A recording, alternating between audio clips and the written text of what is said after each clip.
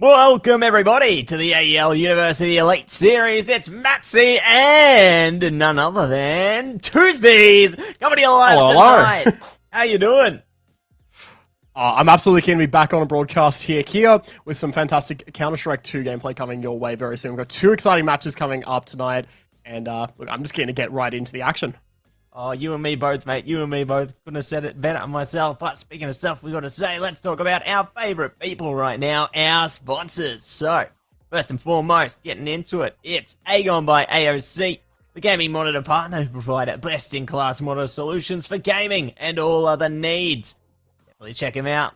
Great stuff. And make sure you check out Indomie, the noodle partner, made with high-quality flour and selected ingredients and spices. A plate of Indomie mee goreng will certainly brighten up your day. Try any one of the flavors available today from your local grocer or at indomie.com.au. Want to get into that? That's for sure.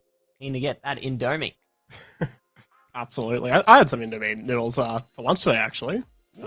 What flavor? Yeah, I think the original ones. Yeah, can't go wrong with those, you know. Yes, I mean, speaking of hungry, I'm hungry for some Counter-Strike, of course, and we've got those 2 games coming up, you know, as kind of touched on before. But yeah, as this is just the playoff bracket that we're coming into here with the semi-final games coming up, and we do have those standings as well for you, so you can see how the season's gone so far. You sure can. RMIT managing to claw their way up to the top there by the skin of their teeth. Monash, second place as well. UNSW. A strong start, but end up in 3rd place towards this part of the season here. Adelaide University fighting through tooth and nail as well. Take 4th place. UOM and USID respectively on 5th and 6th there. And that positive out of the season is at least everybody managed to get a win. That's the best part. But here's another good part. It's our matches for tonight. Yeah, of course, we've got that Adelaide University and UOM game coming up first. That's going to be a best of 3 coming your way. And then after that, we've got that University of New South Wales versus University of Sydney game as our second match. So that should be 2 competitive ones, I think, coming up. We've got those rosters as well for that first game. We can have a quick look at that. We've got to... Of course, these players have been battling hard throughout the season. They've been putting up, as you said, you know, all of these teams getting a win in kind of a close competitive season this time around. So these playoffs should be some pretty exciting matches, I think. Oh, they sure will be, Luther. You haven't seen AEL like this season at AEL. The players are on fire. Very keen to see who's going to take the grand prize at the end. But roster, we've got Adelaide represented by Spec, Doom, Shug, Crash, and HC Die, Huzdai. UOM, however, they've got GG's, Luke, Jun, Hua, and Alkaid, or Alkaid. We'd love to see them. Great players all through and through, seeing exactly what they can do, and I'm just keen to see who's going to be able to make the plays this time. Because, you know, Luke, definitely one to look out for. Hua as well, on the UOM side. I think Crash, as well as Huzdai there, doing some great stuff as well for the Adelaide side of things. So really excited to see what kind of highlights are going to come through out of this matchup. Yeah, should be pretty exciting to see. Of course, like these players have been battling out throughout the season, and now they've got themselves to the semi-final spot, trying to make their way through the bracket and make it all the way to the top if they can. But of course, there's still many teams left standing in each of these teams' way. Try and make it there. Both of these sides, it's all going to come down to, of course, who can really take it out in this upcoming best of 3. And we do have those maps as well for how this one's going to go, I believe. We sure do. Take a look right now. We've got Vertigo banned out. Thank God. Thank God. we Not a fan of that one. No, that's why it's bolded at the bottom there, you know. Ban Vertigo. Permaban, please. Nah, no Vertigo from... And there, Anubis going to be the next one banned out. To be honest, Anubis is one of the ones I like out of the newer maps. I feel like it's a fresh take on the pool there. But first pick coming out of this one is going to be Mirage, El Clasico. Tale as old as time there, you know. I love thinking about those classic maps, and maybe we might see more heading into the future. Maybe Cat, you know, maybe. Who knows? Who knows? But, fingers crossed, Cash. Yeah. Oh. Yeah. Or Train, even. Who knows? Revamp the whole map pool at this point. Just take them all out. Back, honestly. Cobble, Where's Crash, Cobble? Where's Cobble? Yeah. Train. Put it all back, mate. Well, maybe we'll even get seasoned. Alright, let's not go too far-fetched here, Matt. Nah. We do have that Dust 2 pick and the Inferno ban. Better Nuke, and then Ancient as our last map. So again, we do have, you know, at least one of the kind of newer iterations of maps coming through in this video here. Yeah, I'm very keen to see how these teams have been playing Ancient. It's a bit of a shame that we haven't seen Anubis come out. I think, like you said, I kind of agree. I think Anubis is probably the strongest of the newer maps, at least in my opinion. So would be nice to see. But at least we do have, you know, mix of the classics and mix of the new, at least as far as we're talking in Counter-Strike terms. Be interesting to see how these teams perform across these 3 maps. Yeah, and perform they will. These students have got the power, grit, and determination in them to make great players, Luther. I think you don't know what you're in store for tonight. They are going to be playing their hearts out, doing amazing stuff. Keen to see the highlights later on as well, because yeah, they're really capable of a lot of great stuff. And I'm very excited for our interview at the conclusion of the match as well. We'll get to really get some deep insights into the player's psyche and yeah, just see what they're thinking and feeling. Because obviously it's a critical stage of the season now, you know, getting into the playoff stage here. Lots on the line.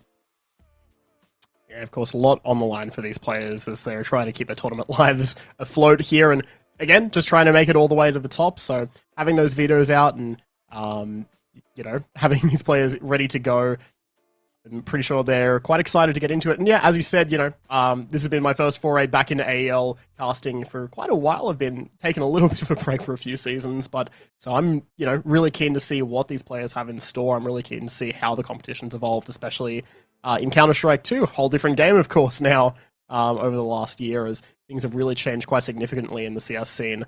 And speaking of change in the CS scene, of course, we've had that update come through today as well, where a lot of players have been talking on Twitter about how the game is feeling a bit more responsive, how things are starting to feel a bit more back in order, with those leg animations finally being fixed, and of course the skins, but, you know, those gameplay changes coming through at least, hopefully making things a little bit crisper for the players, and if the players are having fun, then we should certainly be having fun watching them perform on the server.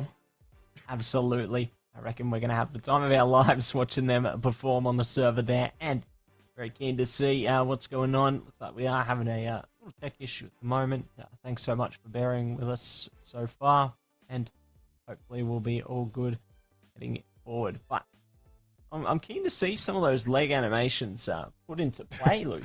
You know, I think, you know, maybe we'll see some of the the MJP come back. No, maybe not. It'll be a bit maybe smoother, not. though. I mean, apparently it is. I mean, if you've been playing Counter-Strike 2 in the last year, you know that when you've been swinging around a corner and, you know, when you've seen just someone peeking against you, the legs just look a bit weird, especially if you're trying to hit someone with the AWP and you're just seeing them, you know, do that jump across mid or something like that. Doesn't quite look right. So at least today, they've finally smoothed out things a fair bit. So look, there's that. A lot of players as well saying that that kind of extra latency that hit registration has had in CS2 compared to CSGO. It's still not quite on par 1-to-1, but at least things are getting there, which, you know, love to see that. Love to see Valve making some positive changes coming through. If they can just add that any cheat any day now to matchmaking, that'd be really great. Yeah, that'd be good. Yeah. Small steps, you know. It's a small indie company. Hey, man, maybe we'll be able to turn players into frogs or chickens. That'd be nice, like other Valve titles. Apparently that was in development for CS first, actually. That it was going to be turning the players into chickens if they were banned for cheating. They should have kept that in. They should have added it to CS. They still should. Yeah, because it gives you a similar vibe to like those custom like prop hunt type game, where you can turn into random stuff like that. I don't know how it would go, like with them turning into a chicken though. You know, like what kind of movement would they be limited to? Is it just like forward, back? You know, all the standard movement? Can they jump? If they can jump, that's a bit scary because they might take like, you know, bullets. I think the chickens can jump a little bit. Yeah, they have like that little bit of like a vertical jump, so maybe it's like you have a little cooldown or something. Yeah, curious of the logistics of that. You know, you know, Source 2, anything's possible, I suppose now. Even Apparently in the game. Oh, I mean, imagine that. They added a Matty skin into the game. If they added a Matty player agent, you know I'd be equipping it right away. I'm getting on it, mate. Don't you worry. I mean, look, we're getting close. We've got those weapon charms today that have come out. That was so cool. You got those like little sausage guys that you can equip, like the little T and CT player models that you can put on your guns now, and little mini guns to put on your guns too. I mean, that's something. And the knives. Yeah. I mean, that's definitely, you know, some new additions coming out from this armory update. Yeah. Yeah, it makes me think like what kind of customizations people are going to be able to bring with that. You know? Considering you can put the charms anywhere on your weapons, I think that's definitely a fun concept that they can play off of. But speaking of play off of, we are getting into our playoffs right now. Thanks so much for bearing with us. The game is underway here on Mirage. Let's barge right in. Getting started straight away with Adelaide University. Just taking it nice and easy, getting straight on over towards that A site. We see the split, the 2 and 3. 3 players just creeping up into Palace, getting ready for that waterfall drop. CGGZ just peeking back and forth.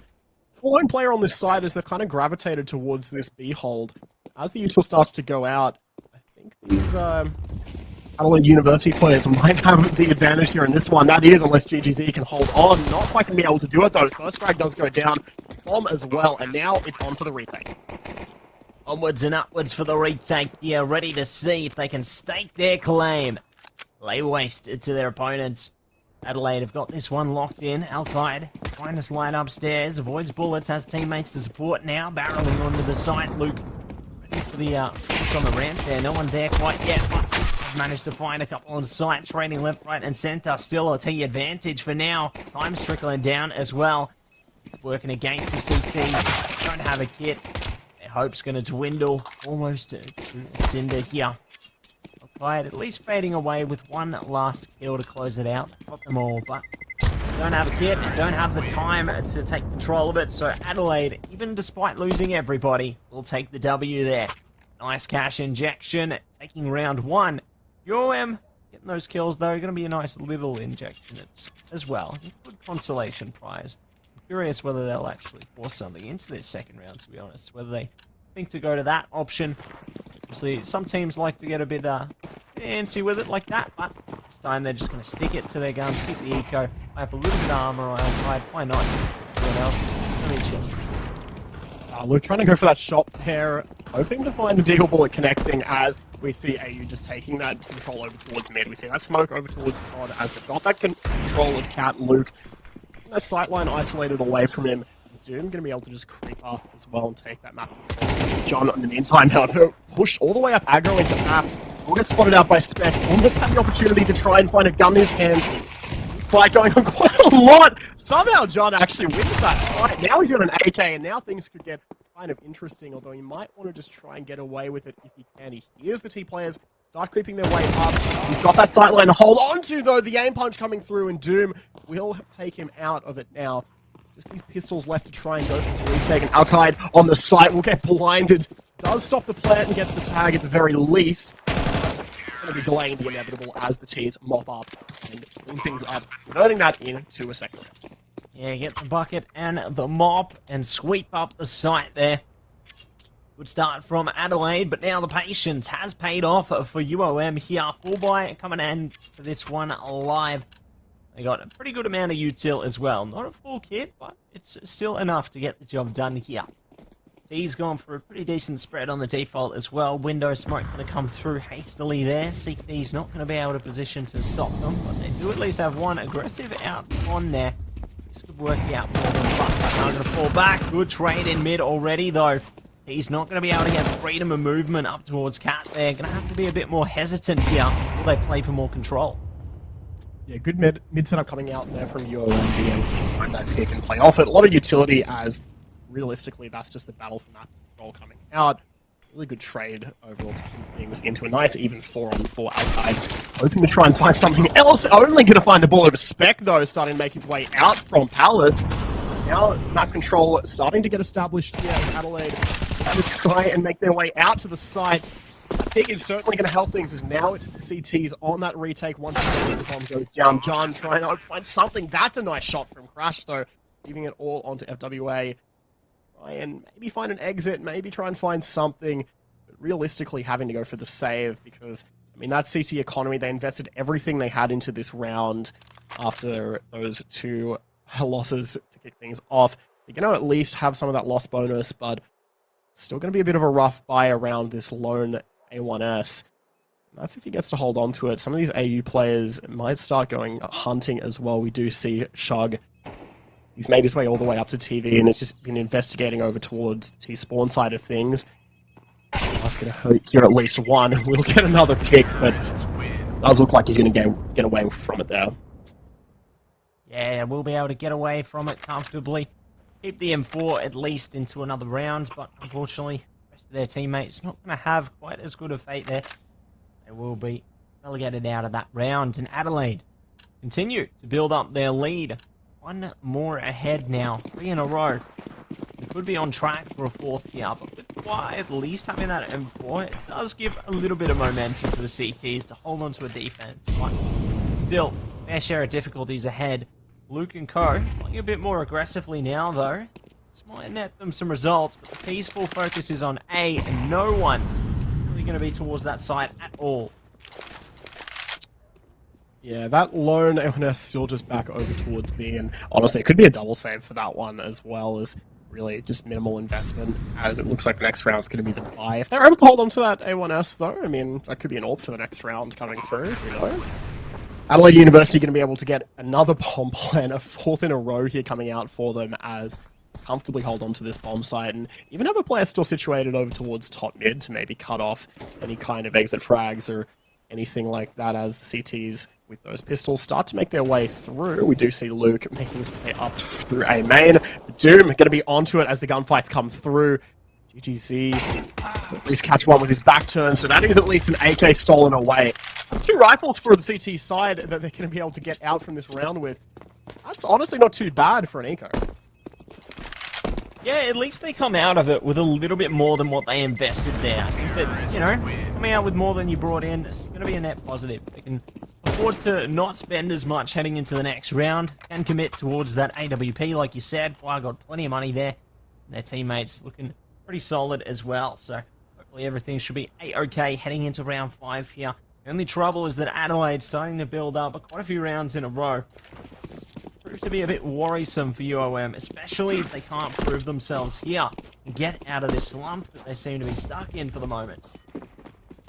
No smoke going through as again we just see this default. A bit of commitment over towards mid, but Alkide's going to try and strike back. We'll be able to just use the corner of that smoke to find that pick things. Stay in the 1-4 though as Spec finds a kill in retaliation, so not too bad overall for UOM as they've made the most out of kind of a bad start to the round there. Still Adelaide University having all the map control over towards mid. A little bit worrying. GGZ just lurking in that smoke as he hears the T's below. Might have heard that step as well. Really, Adelaide just assessing their options for the meantime. Doom maybe trying to spot the head of Luke if he peeks his way back out of the ladder room. Minute left on the clock as Adelaide University have to try and make a move. They've burned through a fair bit of util as well. They've only got 1 smoke and 1 molly left, and running out of players as well too. GGZ and Luke's both going for the swings, and it pays out. Now Spec last alive, but not left for very long. Work his way out towards A, but going to catch right onto that FWA, just holding onto that side. Holding on for dear life, pulling out whatever they can out of this one. Going to be happy to take at least 1 round there. See if they are going to be able to go onwards and upwards towards more rounds. It's only the start of the journey, heading towards that halfway point. Spotted the elbow there. It's dangerous.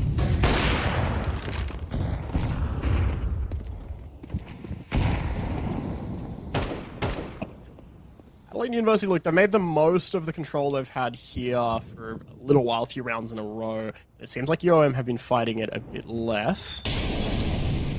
Yeah, let's see if they are going to be fighting a bit more now, because Al-Qaeda is going to be on track there for a double up. Good stuff coming through there, and eager to see if they find more trades left, right, and center now. It is advantage UOM right now. Molly comes through, great isolation from Shug there. They are able to shove them out of position, looking to see if they can find a lead here, but still, tough times ahead. Not impossible situations. HC die.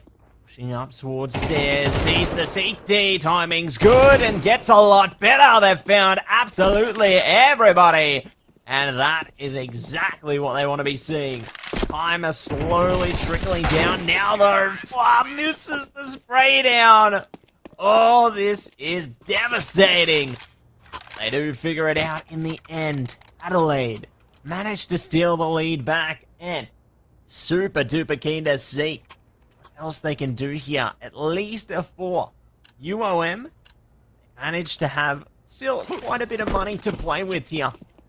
Maybe quite a bit more that they can do.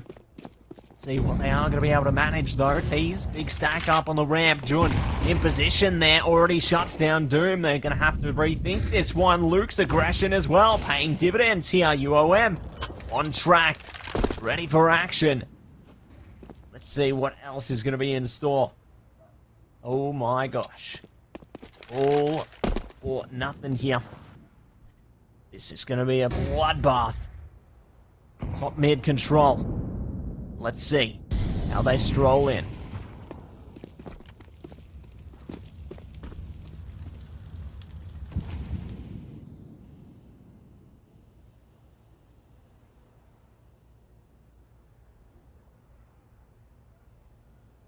Keep going along. They are going to be holding strong here. Goes down. Ooh, flash comes out. Let's see what else they can do. Oh my word, certainly can. And they're going to be pushing up catwalk right now. Strolling in. It's the Luther show. Alright, well now that my audio issues have been sorted out, we'll see if you can sort out this problem on the back of the site. GTC still holding on as time ticks away. One done, but only that. But both of these players shut out of the site. It's just going to be the AWP battles trading back and forth. Chug and John.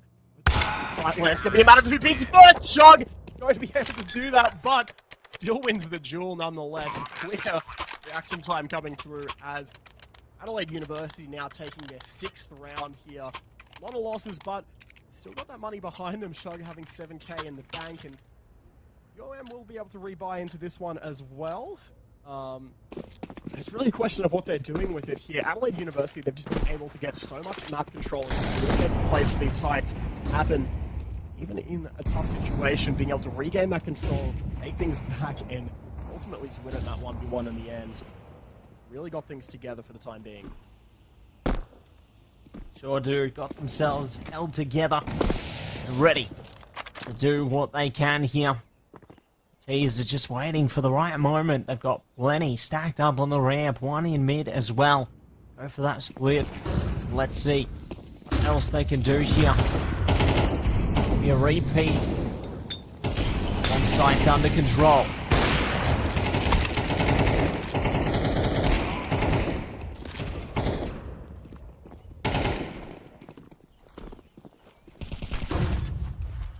I'm going to be going spec.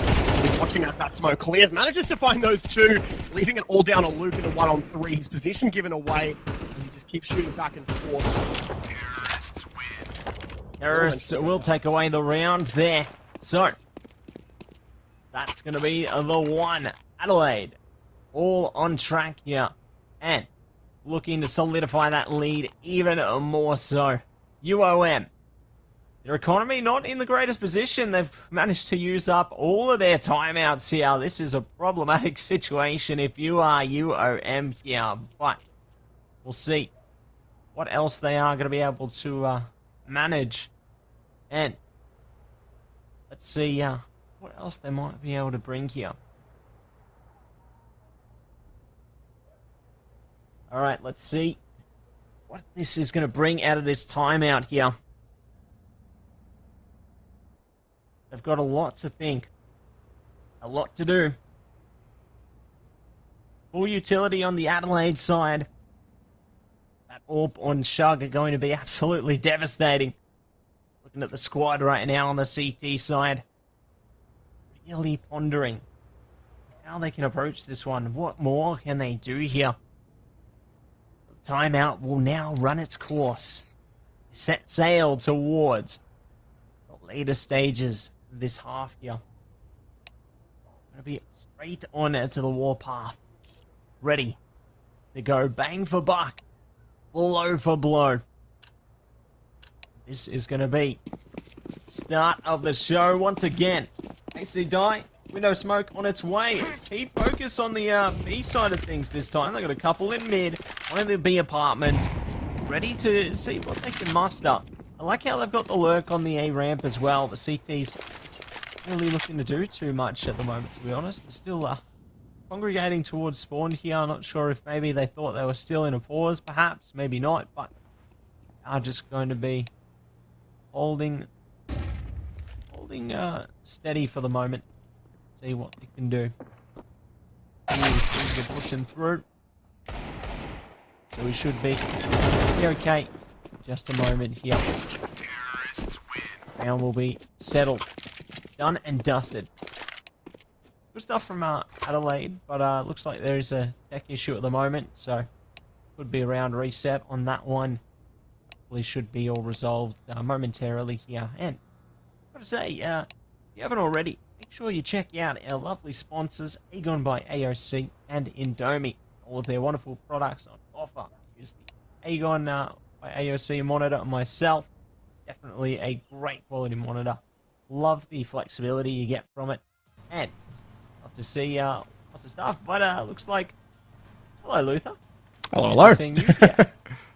Hello. Yeah, not sure what was happening there with my microphone, but I think it should be sorted now, hopefully. Well, we've certainly had some interesting Counter-Strike coming out so far. Adelaide University really just have been able to run away with things as they've gotten so much control for free. They've been getting mid pretty well every round as the CTs have just been leaving it alone and really not contesting too heavily. They were in some of the earlier rounds, but I guess after things just not going their way, especially their economy not going their way as they haven't had the guns to keep contesting either, it's really just snowballed into Adelaide University really building up that early momentum and really running away with it here on this T side. Yeah, they've certainly built up a lot of pace, haven't they? Really just solidifying their lead quite substantially, heading towards the halfway point here. Very eager to see what their CT side looks like instead, because they've managed to build up a ton of confidence on it towards their T side here. Lots of great setups, and it just feels like they're basically uncontested. You know, they're able to overwhelm the sites, take that map control with relative ease here. And I'm curious if they're going to be able to continue to breeze past, heading towards these later rounds as well. Yeah, well, I mean, fingers crossed we do start to see UOM make things a little bit more competitive. I mean, we'll see how their T side looks as we're starting to approach the end of this half and starting to, you know, bring things around as we'll see that side switch happen pretty soon. But, look, still a few more rounds left in this half, of course, for some of those CT rounds to come through. And we definitely want to see that if there's a hope for a comeback. If UOM want to start bringing things around, they need to give themselves the best possible situation that they can to come back from. Lead at the half already guaranteed by Adelaide University, but look, not too late to at least just string together a few CT rounds, maybe get themselves the pistol on their T side, and hopefully try and recover this for them. They certainly don't want to let this map go too quickly. Absolutely not. Don't want to give this one away at all. Want to rise to the occasion.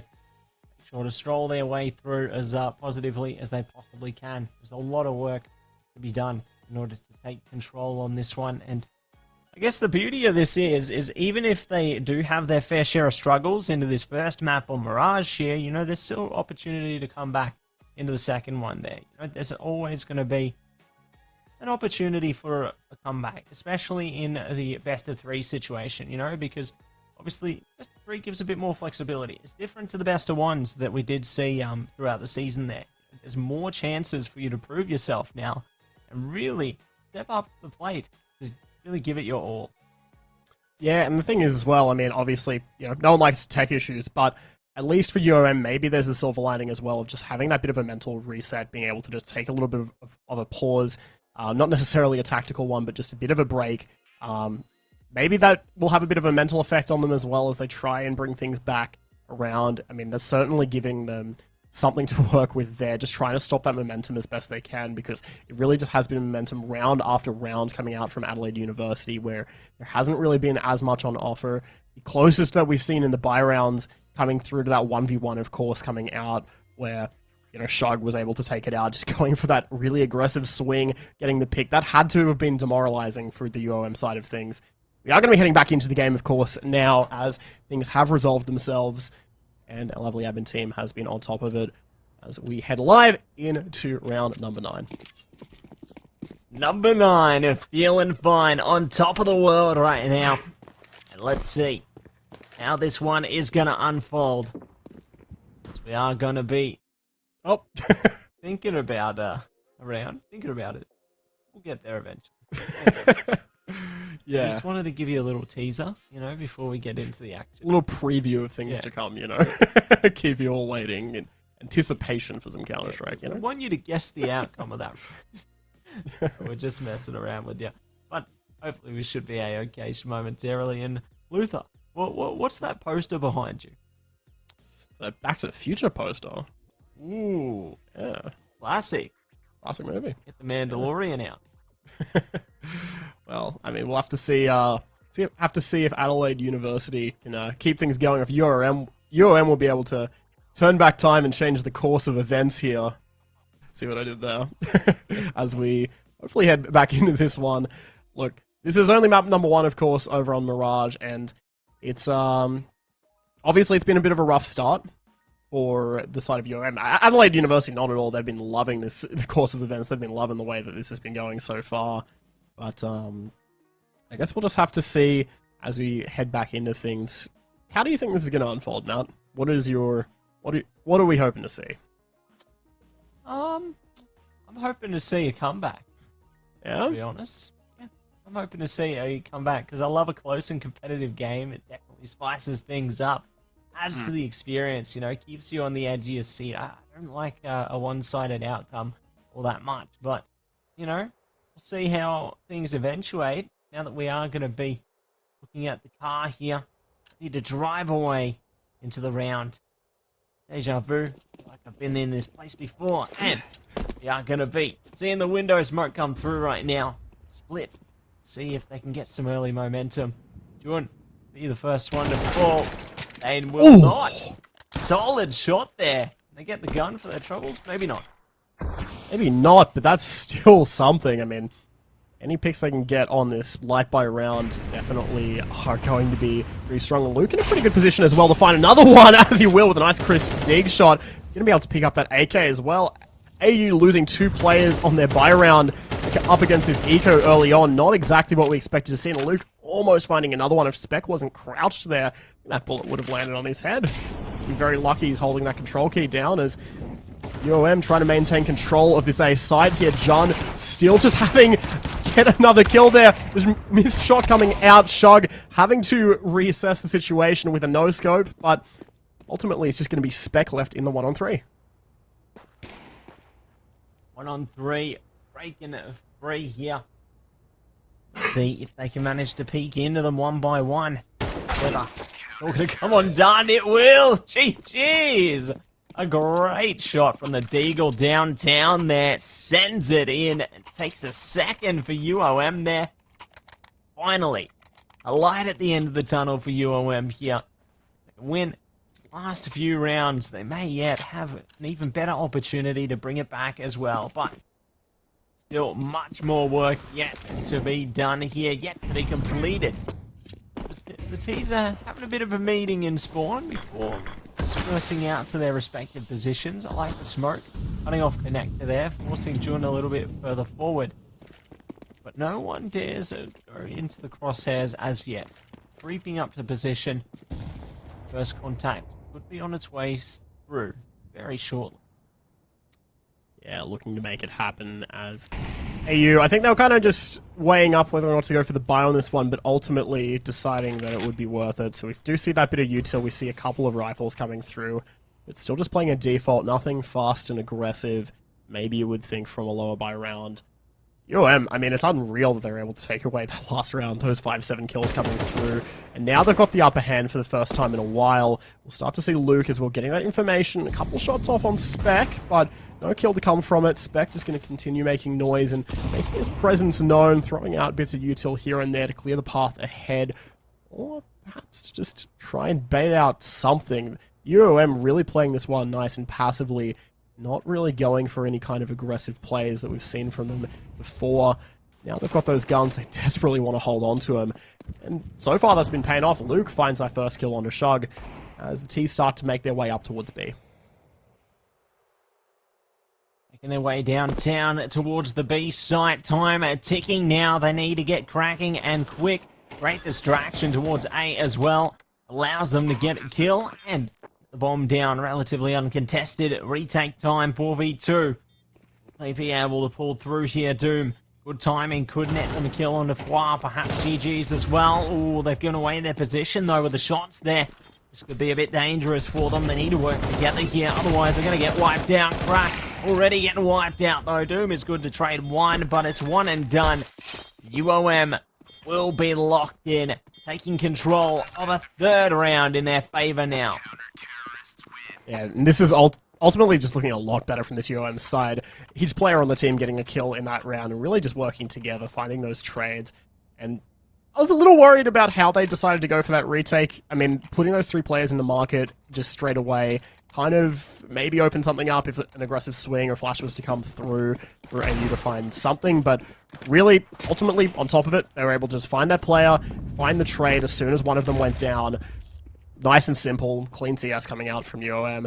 AU now back on to a pistol round for the most part, just kind of a light buy.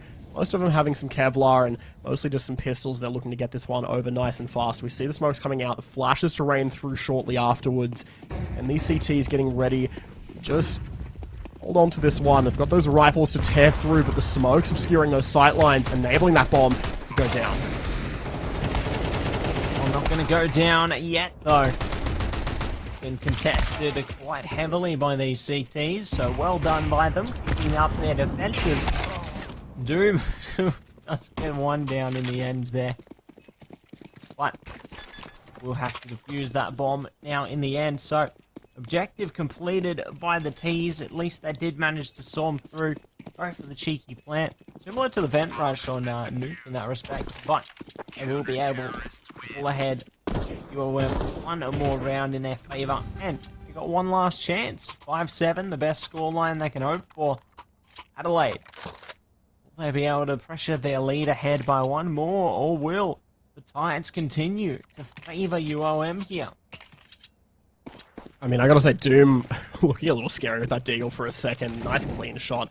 And really making the best out of a bad situation. AU being able to get that bomb down and at least just get that extra money going into this last round. Enough to be able to get that orb back into Shug's hands.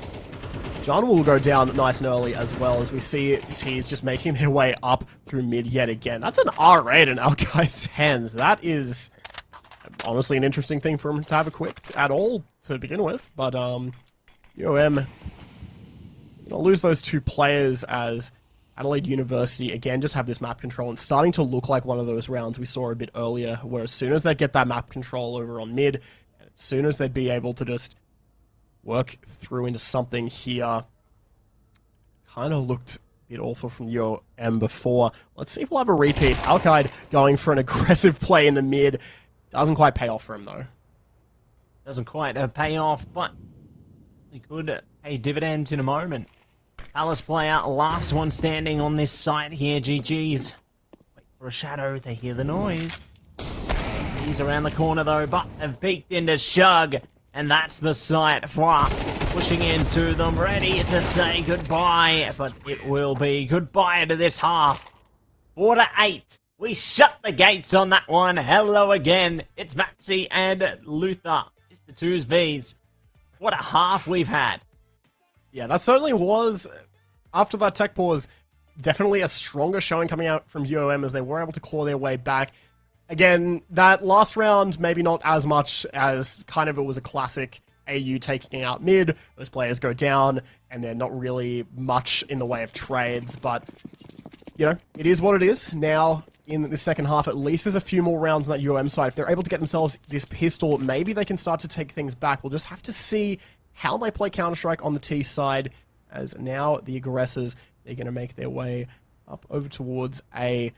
Just looking to maybe burst out of main here, looking to just waterfall and Find this nice and quick. We'll see that one smoke come through, a second to follow. Util flashes all raining out. As we start to see the swing come through, Fwa going to be the first one in the lead as Crash here to respond. Here to respond, ready to spill blood onto the site here. UOM fighting their way forward at the moment. Gone for the bomb plant. Will succeed. So, they lose a lot of players in consequence though, but even if they do lose out here, they at least have opportunity to buy up. Ooh. The moment arise, Al-Qaeda. I like this positioning. You know, they can stop a defusal. Maybe with that molly there. Wait, he's got another molly at his feet. No way. This could actually be... Well, Oh. that's about... Yeah, I think smart play from the CTs. Otherwise, they could have had a bit of an uncomfortable situation if they let that spill through again. But, no, it worked out in the end. Bad played. Love that spray as well. Sorry. Sorry for taking the round. Sorry for all of it. Love it. But they are going to be able to take the pistol there. Well done to Adelaide. Sorry for party rocking. Adelaide University going to be able to take number 9 there. I really did like how they played the pistol, having those mollies just dropped at his feet and hoping to just keep buying out that time. Honestly, would have been really good if there are a few more T's alive to just try and distract and whittle the time away.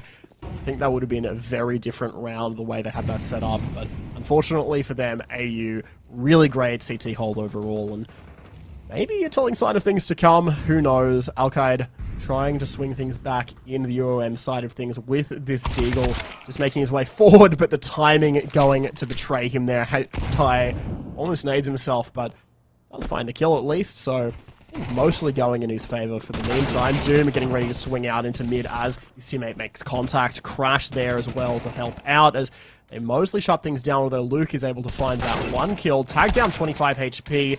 Somehow still comes away with a second. That's a couple of guns dropped for AU. Work out pretty nicely. Let's see. What they can do with it though. Ooh, another spot from GG's there. Okay. Getting things a little bit spicier now. They might just be able to make something of this one. 2v2 situation at the moment. GG's no other gun picked up yet. But might just have to pick one up because their teammate has been shot straight down. Shug gets the spot, drops him down, and takes 10 for Adelaide.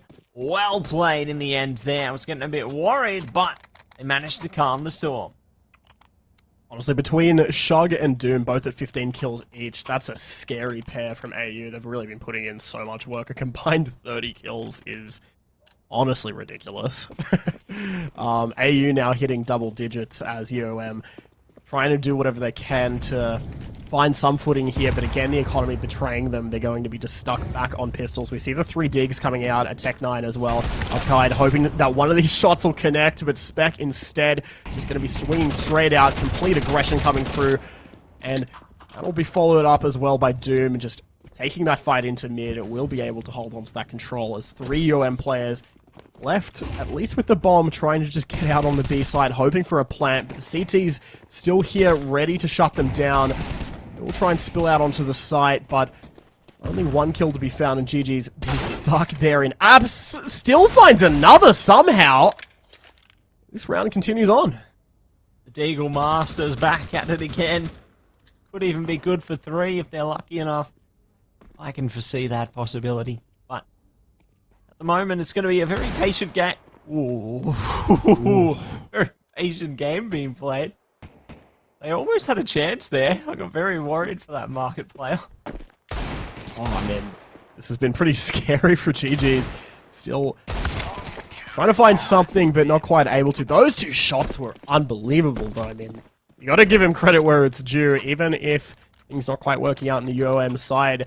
We've seen little moments here and there where they've sparked back into life and really made things quite difficult for AU. It's just finding that consistency and being able to get the momentum going for them where they've struggled.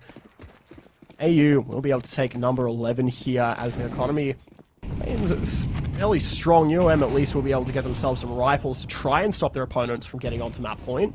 We'll see what exactly they can do with it as they take the fight into mid. Luke at least will find one opener onto Doom. Let's see what they're able to do off that. We'll see what they can muster, see what they can manage.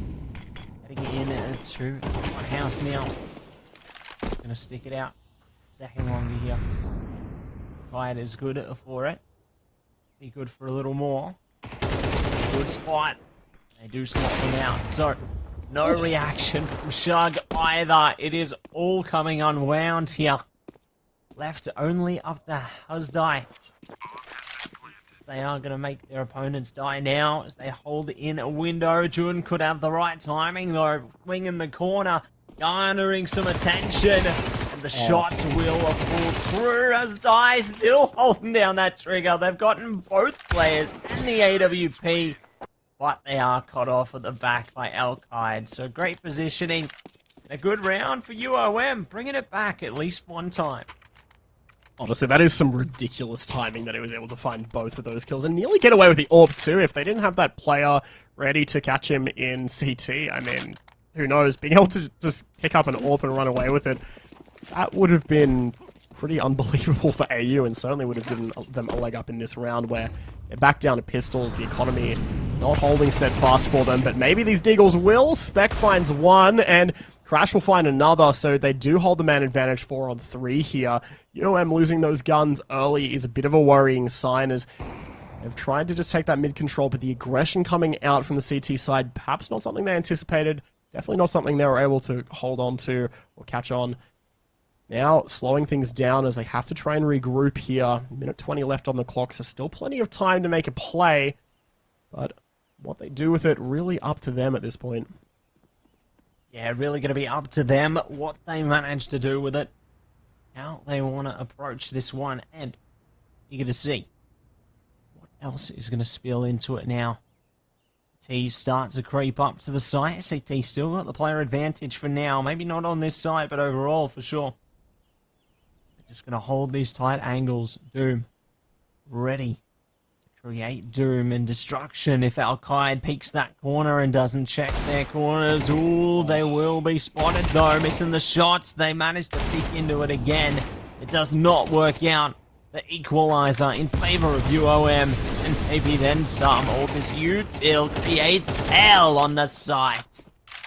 Oh, the double molly is brutal, and the timing as well. If that shot hadn't come out, I mean, who knows what would have happened. Al-Qaid will be able to find that one more onto Spec, leaving it just down. H-Die try and find something, and he's seemingly going to go for this. Both of these players on UOM are tagged down quite a bit. We do see them start to reposition. We see June taking that control over towards jungle, so perhaps H-Die not catching onto this. Actually turns for a second, almost gets the timing right, but he turns away too quick, not really seriously thinking that there'll be a T there, and that's such a shame. That one player being tagged down so low, a single bullet would have done it, but just not quite caught onto it. That is going to be frustrating. UOM managing to get away with that one there, as AU at least do have the money a bit.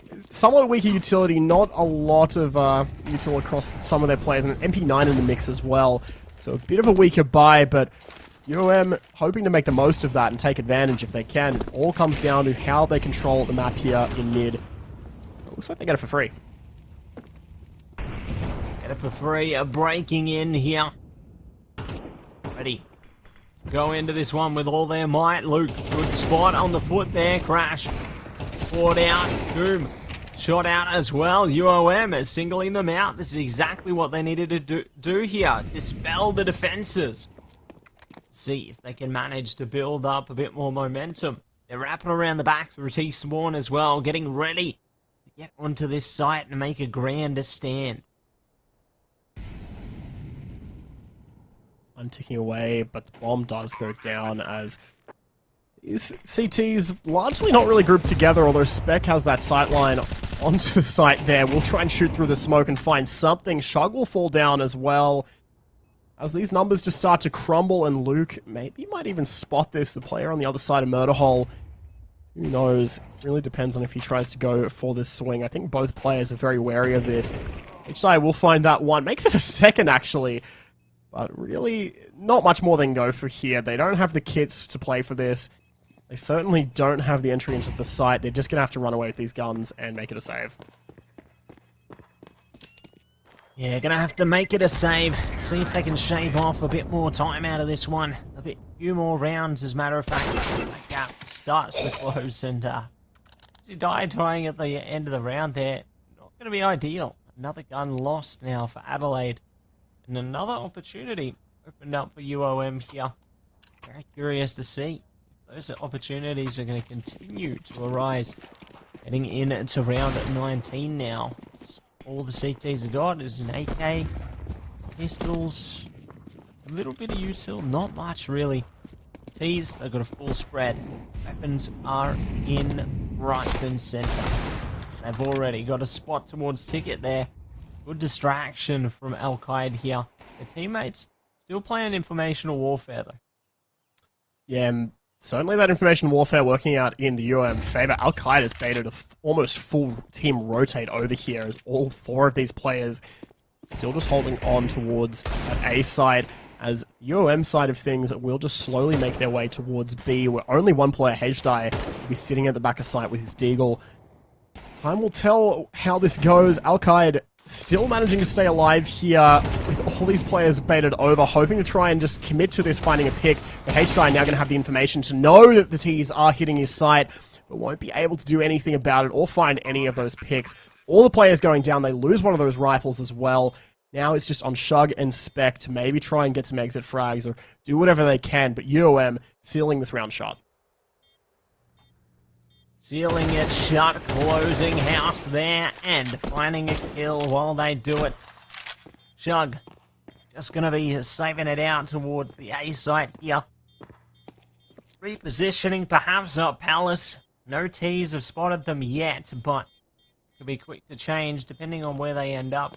This round continues to progress through here. Still, it's going to hold it steady for the moment though. Time in the round finally reaches the end. UOM on track for another. Continue like this, it might just be able to even it up eventually. But for now, Adelaide back on track with their econ. They've got plenty of rifles out here, looking to stifle UOM's efforts, but feels like this train just never stops, Luther. I mean, that's kind of what it's feeling like at the moment. UOM really just bringing things back on their T side. They've been playing some phenomenal Counter-Strike and really just trying it to not let this map get away from them. Still AU, they only need a couple of good rounds to do it. Even if their economy is down, they've still got that number 11 going for them. But in this case, it doesn't seem like it's going to help out as UOM really just finding those opening picks nice and quickly. As AU try and go for a little bit of aggression, all of it pretty much just going awry. Only Al-Qaeda to fall down, leaving it as a 4-on-2. And UOM having complete reign over the B side pretty much as they start to make their way forward. It's going to be a retake for Doom and HDI. That's if they go for it, which, I mean, honestly, wise thing to do. Probably just save, hold on to those guns, try and regroup, try and make another one of these rounds happen. They only need 2. They need 2 if they want to pull through. Minute to go. Let's see. Now this one is going to go the bomb. Finally. Goes down here. Doom and Huzdai. Last 2 standing with their rifles, and they are just going to hold position. Try and save it out into the next round ahead of them. Instead, that gap closing quickly. 2 rounds between them. Once UOM take control of this one here, that could even be furthered. Even closer. UOM able to continue, keep making a stand here for themselves, keep themselves on the map and locked in. Adelaide just seemed like they're struggling. Seemed like they had this one locked in early on. It looked pretty good, but UOM, they've turned it around. UOM, I mean, there's been a strong T side. I mean, it really feels like both of these teams have just had these strong T sides, and CT sides have been a little bit lacking so far in this game, in all honesty. That's certainly the way the momentum has spelled things out. That's definitely something. They've got that one rifle going for them, AU. But look, time is closing in now. It's 11-9, whereas before it was a 7-1 lead at one point in this game. And now we're only a few rounds apart, so we're starting to get towards the end of regulation as well. I mean, Look, I don't want to call it too early, but who knows? This game has gotten pretty close. We never know if we might see an overtime come through. AU at least just needs to lock in that map point, get themselves something on the board. Instead, what they're going to do is lose that rifle as Doom falls down to Luke. Hurrah. Who's that one down there? That's going to be problematic for Adelaide, and even more problems are arising. Crash caught out in connector. Pushing it down to the 2 versus 5 now. Everybody getting singled out here.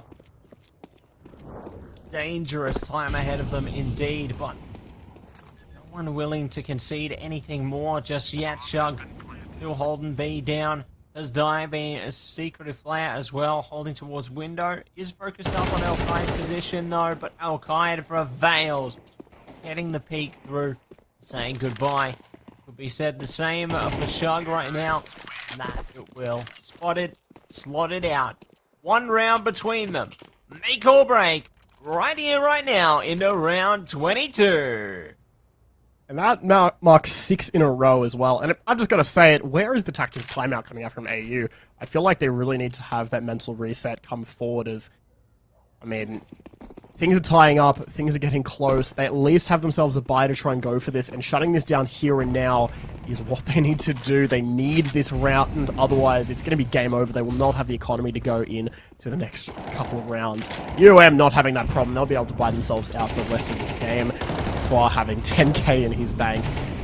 That is a promising sign. Shug will be able to find that opening pick as they fight hard for this mid-control, doubling up over towards short as UOM continue to aggress, but trading things back a little bit. Still a 4-on-4. That flash, blinding Doom, not going to go off it though as they just continue to make their way up, continue confusing these CTs as they really just not placing themselves in the right situations to catch these players off guard. Now 3-on-2 as they do lock in onto that A site and should be able to get that bomb down momentarily unless HSI does something about it. Pressure's on them to try and stop them in their tracks here.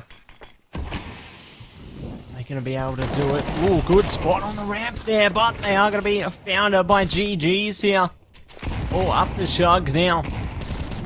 Nade's coming out, doing a little bit of damage, but it doesn't nullify the vision here.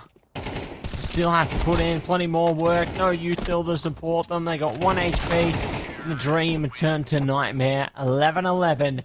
And UOM's wish came true. 11-11 things now tied up with 7 rounds in a row on that T side on UOM. I mean, that is just unbelievable stuff. I don't know what it is that needs to change from the AU side to break this, but they certainly needed it to come out in that buy round. Now they're forcing it with these MP9s. They're hoping to try and get it done here with something fast and aggressive, stacking all 5 players over towards A and just nading in towards it, going for a push. That'll be heard by GGZ as it starts running back. These T side players knowing they have free reign over this B site and they're going to force it into a retake, which should be a 5-on-5. That is unless this bomb gets stopped. These 5 players just start pushing through over towards TV. GGZ is going to be holding onto it and does quite a considerable amount of damage, getting crashed down to 19 HP, but that at least is something. Not enough to stop the bomb from going down. Not enough to stop the bomb from going down there, Jordan. Gonna try and open things up, get it down though. Nice shots coming out from Al-Qaed as well, gliding past these CTs one after the other. They know exactly where Spec is as well now. Trying to support themselves, they find a little bit of success. Bit of breathing room there in and towards the window. Both these locked in to try and steal this weapon away now. Creeping closely, back spots one, gets another shot through. Wow, not able to lock in with the AWP. This could be a moment. The shots come out from the pistol. Now they're not gone, but they will go to the bomb blast. And it is going to be map point in our first map of this best of 3 series. Going towards UOM here. Are they going to take it? 13-11. Will it be 12-12? Delving into OT. It's all or nothing here. It all comes down to this. Are you thankful they have that loss bonus at least so they can get themselves a couple of rifles, a FAMAS and an MP9 in the mix? What a chaotic end to that last round to put UOM onto map point. I mean, this is just unbelievable. AU have been stuck at 11 for ages and maybe won't get past it at this rate. Al-Qaid finding that opening pick. Shug at least able to trade it back, so there is at least something. But Luke will continue to just push on that aggression, keep pressuring the CTs over on that A side of things. But the pressure will come back as H-Sty goes for that aggressive push into mid with that MP9, making the most of it and finding that. So finally, a man advantage being held by AU. Question is, do they hold on to it? Well, will answer it for us. Taking things back to a 3-on-3, holding into mid as well. And AU, all three of these players completely separated, no trade setups whatsoever as UOM start to converge on this A side. Potentially actually maybe hitting B instead. They've got that one player to just keep them occupied, keep them just holding on to that site, as perhaps it'll be down to Spec to try and close out this actual threat coming their way. Threat imminent, and possibly soon to be threat neutralized. As the time slowly trickles down, Spec timing going to be everything here. Same can be said to the compatriots, but now spotted out, nades are plenty, and kills spill on both sides of the map. Doom, last player standing. Are they going to be able to bring it back? 1 versus 3, a Famis in a dream. But no, UOM's dream comes true, and they will take map 1, 13 to 11. Their hard work pays off. What a reversal. Oh my god, that is absolutely unreal stuff coming out from UOM, being able to just find it all on their T side and really just shut down their opponents over on Adelaide University, where it looked like it was going so one-sided for a while. Again, we had a 7-1 lead in that first half, but things not quite going their way. We'll have to see if AU can pick things back up in map number 2 right after this.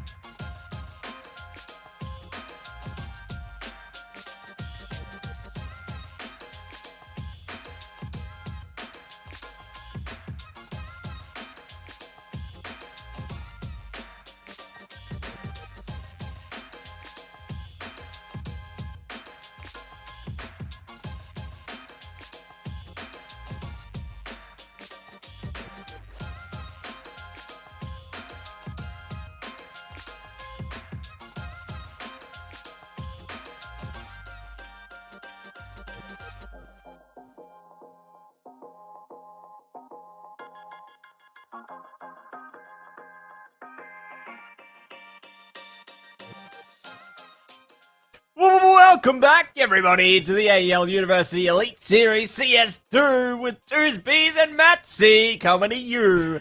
We have had an incredible map one, haven't we? That map one was certainly some interesting Counter-Strike getting played. I mean, we saw that unbelievable comeback coming through from UOM. I believe that was 9 rounds in a row on their T side to claw things back. It looked like things were dire. We saw the AU side getting to number 11. Only 2 rounds away from taking out that map for so long. But then that 9 rounds in a row to close things out as they just weren't able to break that curse and get themselves a couple more CT rounds. It really just seemed like it was the T-side show from both teams coming out there and UOM being able to do it in that second half, bring things back around. But look, it's a best of 3 after all. There's still potential for the comeback to come through. We've got Dust 2 up next and Ancient as the decider. Should things even themselves out with the tie after this one? And really interesting to see how both of these teams play Dust 2. I mean, again, just up there with Mirage as one of those commonly played maps that we see a lot in pugs and in matchmaking overall. So it's really interesting to see, you know, mixed teams coming into it, see what they are able to bring with a little bit more structure, a little bit more coordination. Only time will tell, though. Will UOM be able to just take that momentum off of their win and bring it out, closing the series with a 2-0, or do you reckon we'll see Ancient, Matt? Oh, I don't know. With the pacing we saw out of that last matchup, Luther, I think that we could end up seeing a 2-0, but I mean, we've seen surprises already in this series, you know? I thought maybe map 1 would go to Adelaide, and UOM had another thing coming. So definitely a room of possibilities that could spill through here, but we are going to be getting into map number 2 now. UOM CT Adelaide T. Ready to rumble. And here we go. It is going to be T-side focusing up towards the mid-side of things. Smoke coming on doors. And they could be breached momentarily here. Jun trying to shoot through. No one on the receiving end yet, but they could be in a second as the T's spill up short. Al-Qaid tries to slide through. Kill is not happening. Hua the first to take one away. Traded back though. CTs, they're losing numbers left, right, and center. Yeah, brutal swing coming out from Doom as UOM just going down. Yep, losing players left, right, center, as you said. And losing that site for sure. Adelaide University now being able to hold on to things. They do have that kit still in play, though, and both of these players still going to try and go for this, hoping to try and connect one of these shots. John going to spot the head, but not quite going to be able to get his crosshair on it in time. It's going to be down to GGZ. He's delayed a little bit behind on this retake. He is spotted out. He makes the footsteps heard, but he's only good for that one. The trade coming out as Adelaide University set themselves up very well for it in that post plan. Really nice, quick, clean round overall coming out from them. You know, just some classic Counter-Strike. Throw the smoke over towards mid, run up through cat, take that A site by force, and UOM having a few opportunities to try and shut things down, but just not landing the shots in that round overall. Yeah, not landing the shots there, and is going to cost them, but might change this round. I love this aggression from Fwa. They've managed to get a lot of damage out there. 3 kills to their name, spilling into the 2v1 now. So it came a little close there. Fwa picking up an AK as well. They've got to face him off if they want to get that bomb. Shots come out. Oh, they didn't play together. This could be problematic. Ooh. There's an opportunity. Bomb plant could be on. Ooh. Gone in lower. I like this patience. They're trying to fake him out. bait things, see where they're going to go.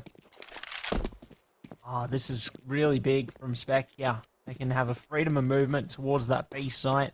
Probably a better angle for them, especially since all they've got is a Mac 10, to be honest with you. You know, they can play like a close angle if they get that bomb down there. Definitely. I thought he spotted him going lower, but... Yeah, I thought so too, but maybe just a last second thing there, but it worked out. Bomb's down. Yeah, bomb going down there as Foix. No kit, but on for the ace at least, if he's able to read this right. It's really unfortunate.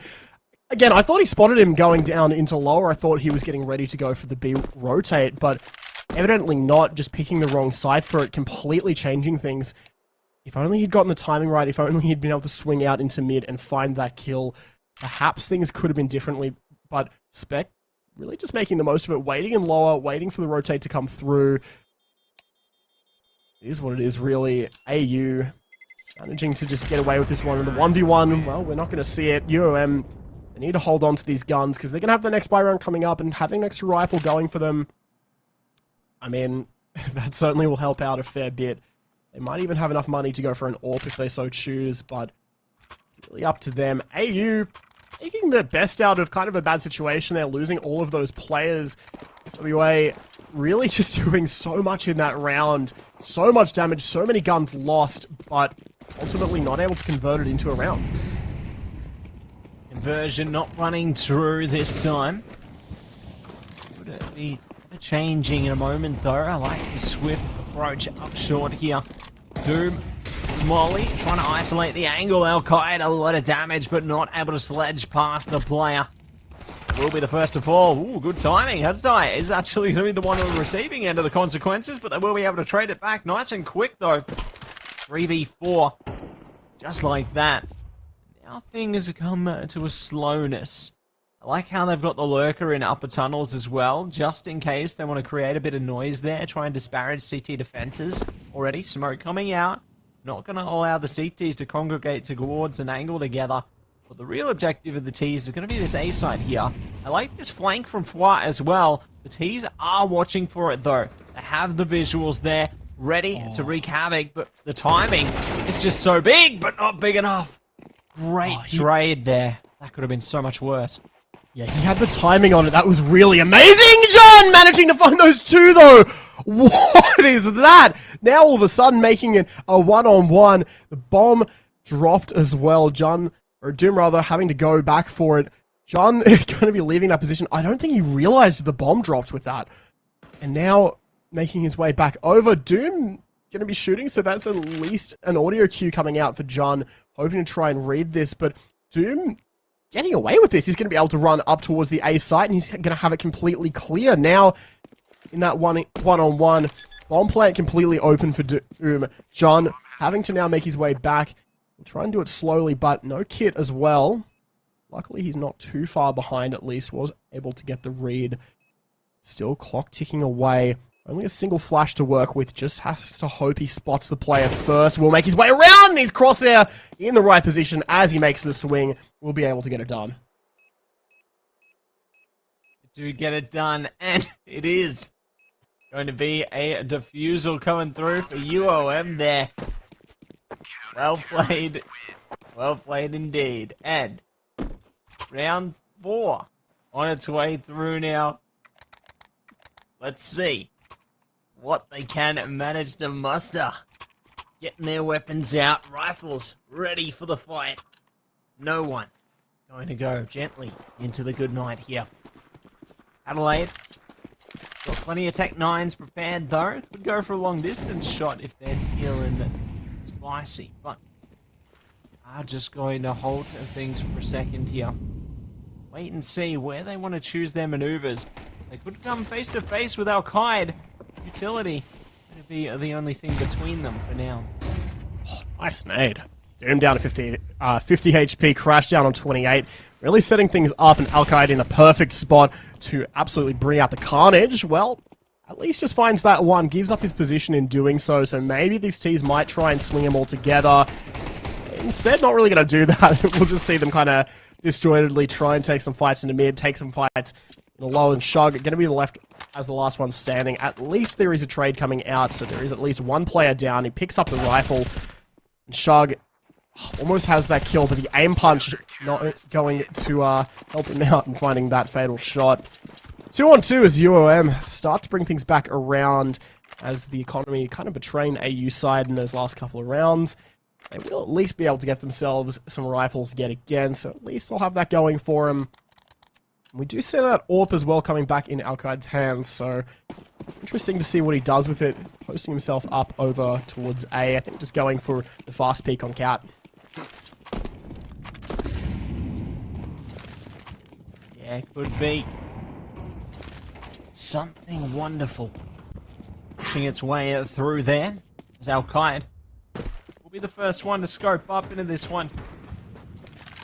He is forced to hold back in lower as well as mid there. Waiting to make their move here. See what they can manage to find out of this one. Shug being lost as well, though, going to be problematic. Losing players left, right, and center here, one after the other. UOM looking pretty good and even better now. Jun does manage to find the opening there. Spec is down. 5 versus 2 now. Fwa prepared on a short, ready to see what they can do here. But no one dares give it in. Yeah, nothing being given away. I mean, at least Crash is able to find an opener, so there is something, but still a 4-on-2. Pretty difficult situation, especially when the only map control you've got is over towards mid here. And look, at least Crash has some util to work with. A few flashes, a smoke, a molly. But both these players going to be coming from the same angle. It's going to be down to Fwa to try and get this one out. We'll spot that molly, so the util gives away the positioning here. We'll go for the swing as the flash comes through from Luke. And, well, nice and easy. 2 quick shots coming through. 2 quick little rifle bursts as done, dusted. That's all she wrote there. UOM taking the lead at round number 3. It's AU just faltering early on and not able to do too much afterwards. Let's see if they are going to be able to prove themselves now, though. Flash up long. Tease. Not looking to push into it this time. They got one in bedroom. Just holding back for the moment. Alkide gets the spot there. Not going to be able to lock in the shot, though. So, opening up short for the Tees here. They might just try and overwhelm, but CTs are supporting each other here. Alkide just finding themselves shy of the shots, though. At least the nade will do the trick, though. That's going to be a nice little support item. Open up the account here for the CTs. Tees still holding steady with their deagles, ready to fly high like eagles. Rise to the occasion on this A site, but they have Luke to worry about. Yeah, Luke, I mean, an ever-present threat here on the A side as AU still just holding this through. I mean, UM holding it through as AU just going to be continuing to just play on the back foot there. Alkide, that's quite an aggressive shot coming through. Will fall back right afterwards, but again, the CT aggression coming forward as Fwa will continue to push through, leaving it just down to H-Die. But not able to get anything done with that pistol. Nice, easy round for UOM, just shutting down everything. Pistol's not really able to make a dent into those CTs there. Now 4-on-2, as UOM really have been able to get themselves a footing here. 4 rounds in a row on that CT side, and, I mean, it's looking a little bit dire here for AU. They need to start to get themselves some momentum going on nice and early, and they need to not lose a player early on here to Alkide, who's going to be just taking that aggressive peek into mid, spotting nothing. Spotting nothing. Down the side, but now going to be spotted now on a B. Good teamwork coming out from CTs there. Teams on the other side of that smoke and getting a splash down. A suppressive fire. The CTs locked into this one. Big nade as well downtown. Does a bit of damage through there. Crash suffering on the other side of that. Will be forced to reconvene towards the Xbox side of things, see if they can play their hand at an A side of the attack instead. Perhaps middle here. Still have a slight amount of flexibility, but with Jun around the corner holding towards double doors, this could be problematic for them. Especially if they go for an erratic approach here. Yeah, especially, I mean, we do see that kill coming out from Jun here. So again, just picks coming for We'll have that molly land right on him, so it's at least something coming back, but ultimately, again, just same story of AU players just getting picked off, man advantage going the UOM way, and really not a lot being done. That being said, Doom is still alive here, and he's made the most of it so far, although Jun on the other side will just pretty quickly shut that down. Again, nice, clean round from UOM for the most part. The trade's coming out, and really just fighting all those opening picks as it really feels like there just hasn't been much of a response. Fwa and Jun especially, 134 and 145 ADR each. I mean, when you've got numbers like that coming up and you're just losing players round after round on the AU side, something has to change, something has to break. They have to find a new way through, and perhaps going for a nice aggressive push like this on a long will do it. Those two openers coming out for the T side now. Openers coming up, and now looking to go for the shut. Al-Qaid headshot shuts them out. And perhaps more to follow, but no, they are not going to be able to do it. It is going to be an opening now for the T's. 3v2. A flank could be coming through from Jun. No, if they aren't quick enough. GG's could be our grand distraction here. Plant noise through. There's a shot. And now a stab in the back. The CTs are working together. They don't know exactly where Spec is just yet, though. Have the upper hand, but not today. Bomb goes down, but it's gonna be the round going to UOM. 6 now in their favor. And they got no signs of stopping, Luth. This is really feeling a lot like what we saw from the last game, where one of these teams just getting that momentum on their side in the first half and really just running away with things here, but instead it being on the CT side as opposed to a T side here on Dust 2, so a little bit of a shake-up at least of things, but UOM, man, this has just been really nice round after round for them, just being able to hold on and really shut down all the plays that AU have been making. We'll see if the aggressive strat over towards long works out again for AU, if they're able to find some openers, or if UOM will retaliate. They do at least get that one opening kill, but the flash coming forward enables Fly to swing out. Does manage to find that one, but doesn't convert it in the second that was so crucially needed before he went down. Now the player's starting to come out. It is going to be UOM finally on the back foot here, as control of the site is pretty well given up. It's now down to Jun and GGZ to make their way back up. We see Jun trying to jump up by himself. Does catch those players off guard for a moment, but no players coming out on either side. Just playing super aggressively and not with his teammate, just trying to find the picks all on his own. It doesn't quite work out. Quite work out for them there, so it is going to be at least one part of a comeback here for Adelaide. GG's will be able to get a nice consolation prize, sliding out with the kill in the end. Might get found by Doom if they push up on the right timing here, though. They are creeping into it. Ooh, and they are going to get the shots in, getting a little bit too eager. And Doom punishes. Good stuff from Adelaide, taking control of a round in their favour, closing the gap a little bit there, but still plenty more to be done. 3 more rounds here, all that remains here in this first half. Is it going to be 6 for 6? Will it be 7 to 5, 4, 9 to 3? Anything is possible here. Let's see who can land the first blow now, as the T's hesitant to press any further forward as yet. Wineco thinking about pushing up themselves, but the suppressive fire from the T's going to stop the CTs in their tracks if they want to push into bedroom here. Nade, though, at least good to disparage any further confidence from the T's. But now they're starting to spread out a bit. Go for a bit of map control up catwalk, and it works out. Spotting Al-Qaid on mid, they play that position so commonly round after round. Now the T's get the result.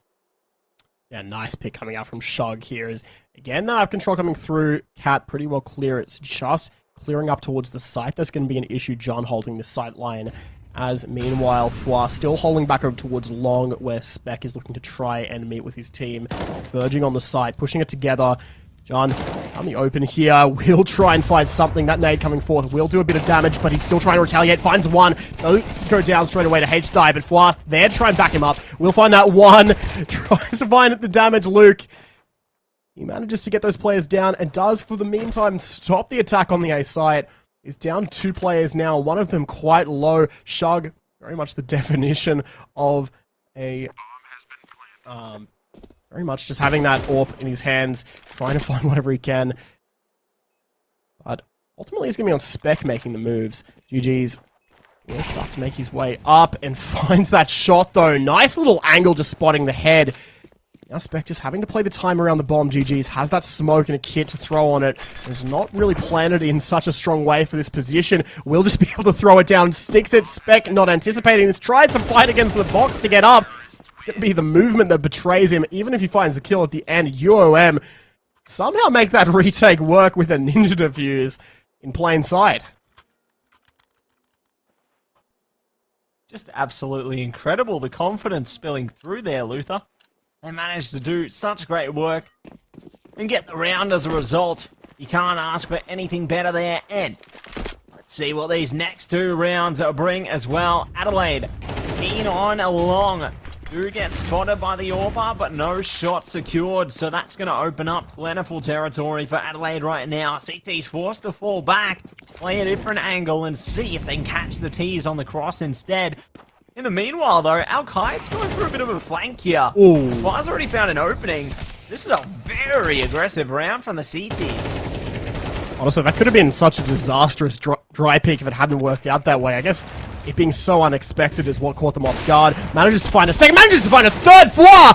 Absolutely nailing this. But 2 kills coming back at least turns the tide a little bit more in the AU favor.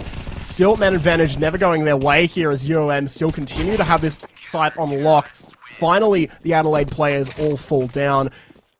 UOM not going to recover that orb. Actually, manages to right in the end. Thankfully, the communication was there to at least pick that one up. I thought for a second they were going to neglect it, but thankfully, not the case. UOM still just maintaining this hold steadfast. 8-3. Yeah, AU, they're trying to crack their way back in. They had that one round where it seemed things were going their way, but so far, these aggressive CT players, just something that hasn't been accounted for on the AU side. They haven't been able to just play passively, hold on to this, find those picks. Well, I say that, but now they've brought things back into a 3-on-3. They've got that control over towards mid as well. It's just a matter of what they do with it. Gotta believe in themselves. Let's see. They can believe. Taking control this round. GG's. High pressure, high stakes, and they crumble. Timing not working out for them there. Adelaide will spill onto the site here, taking control. Bomb down, it's on for the 2v3 retake. All shots come out, but Spec prevails. Sealing the deal on that one. Last player for trying to creep through window. Timing's good and timing's great. It is Spec to seal the fate of that one. 8-4, favoring UOM at the conclusion of that half there. Still salvageable. Adelaide, pressure's on to take pistol here though. I mean, at least for UOM, AU rather, that is an uplifting note to end the half on, where they've had bit of a lackluster T side coming out. UOM really being able to, for the most part, run away with a lot of those rounds and really just get away with just pushing consistently on the CT side, finding so many picks and doing so, and just not really getting punished too much for it. I mean, they really were setting the pace. They really were setting the control of the map overall. And UOM, they were able to just set everything, do everything they wanted and get away with it. But we'll have to see if that continues to be the case on their T side now. I mean, look, we saw how aggressive they're able to play on the map. We'll just have to see how aggressive they can play from the other side of the map. Doom, we see him just jiggling back and forth here over on Cat, hoping to spot something as UOM, for the most part, playing this pretty slow. We see that mid to B smoke coming out as the players start to make their way out, but Shug will find the opener, makes it a double as HI finds one as well, and these UOM players just dropping like flies. Dropping like flies, high in supplies, and it may be something else spilling through. No bomb though. So that's going to be unlucky for Luke there. On good terms though is Adelaide. They will be able to take control there of the pistol. Ready to see what else they can deliver here. What else can they manage to muster? It's all going to be up to the task here. Al-Qaed. R8 revolver. Gosh, maybe inspired by new skins, Luther. What do you think of that one? Maybe. I want to see one of these players with one of those gun buddies, or what do they call it, the weapon charms. Haven't seen any of them yet, so Yeah. really interested to see if some of these players will get some of that new bling on their guns. But in the meantime, it's going to be UM trying to see if they can find themselves an opener. That's the important question. Spec on the other side of this door with that MP9 should be able to shut this down pretty quickly, just mowing through them.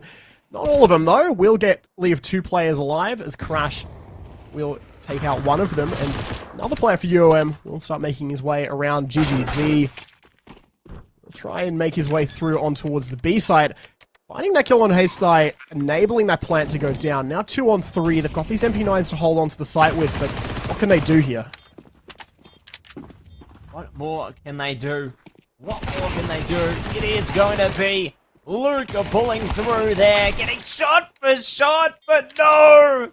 They aren't able to deliver in the end there. So close, yet so far. Adelaide pull through and take 6. 6 rounds here. I mean, so much damage being done overall, but ultimately, CT side still managing to get away with it. That was impressive, though, from UM, being able to convert that into a bomb plant, despite losing all those players in mid as they were going up against that MP9, somehow still taking 2 of those SMGs, getting the plant down, actually nearly getting away with the round. Luke putting in a really solid effort in the 1 on 3. Still, unfortunately, not enough for them to close it out. Valiant effort nonetheless. They do have the rifles, though, and it'll be interesting to see what they're now able to get done with it. An AWP too, as well, with that extra bomb plant money. Luke playing pretty passively with it, hoping for some kind of swing over towards bedroom, but not going to find it just yet.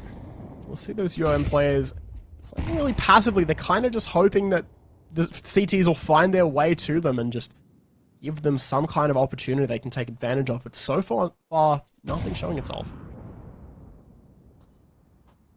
Nothing showing itself yet, but may quickly change when this smoke dissipates here. But the T's are prepared to put another one in its place. Fire to come through. Don't want to have any T's on the other side of it, but Spack, a good catch there. Finds Al-Qaeda. Will take a bit of damage themselves, but this has resulted in the mid to B smoke being placed here. Not going to commit to it just yet. Flashing through, clearing the corners, at least faking it out. Wah is pretty close up upper tunnels as well. Clearing angles quickly here. Oh, good timing on that one, and there it is. Site open for business. They got the kill. This is going to be massive for UOM. They know one's in CT spawn as well. Managed to really bolster their defenses on the post plant. That's the second time HSI has been caught in that position as well, the exact same way. Maybe he needs to change up his angle or something there, played a little bit differently, but it's going to be down to the remaining AU players to try and make their way forward. They do at least find, you know, a couple picks, a little handful there to take away, chip away at those UM players. The economy being the key factor here in the Adelaide side, stepping away from this fight, not having much money to go forth into the next round, but having 2 rifles on them now, just going for these exit frags, the wise move. That's if they manage to get away with this one, though. Crash!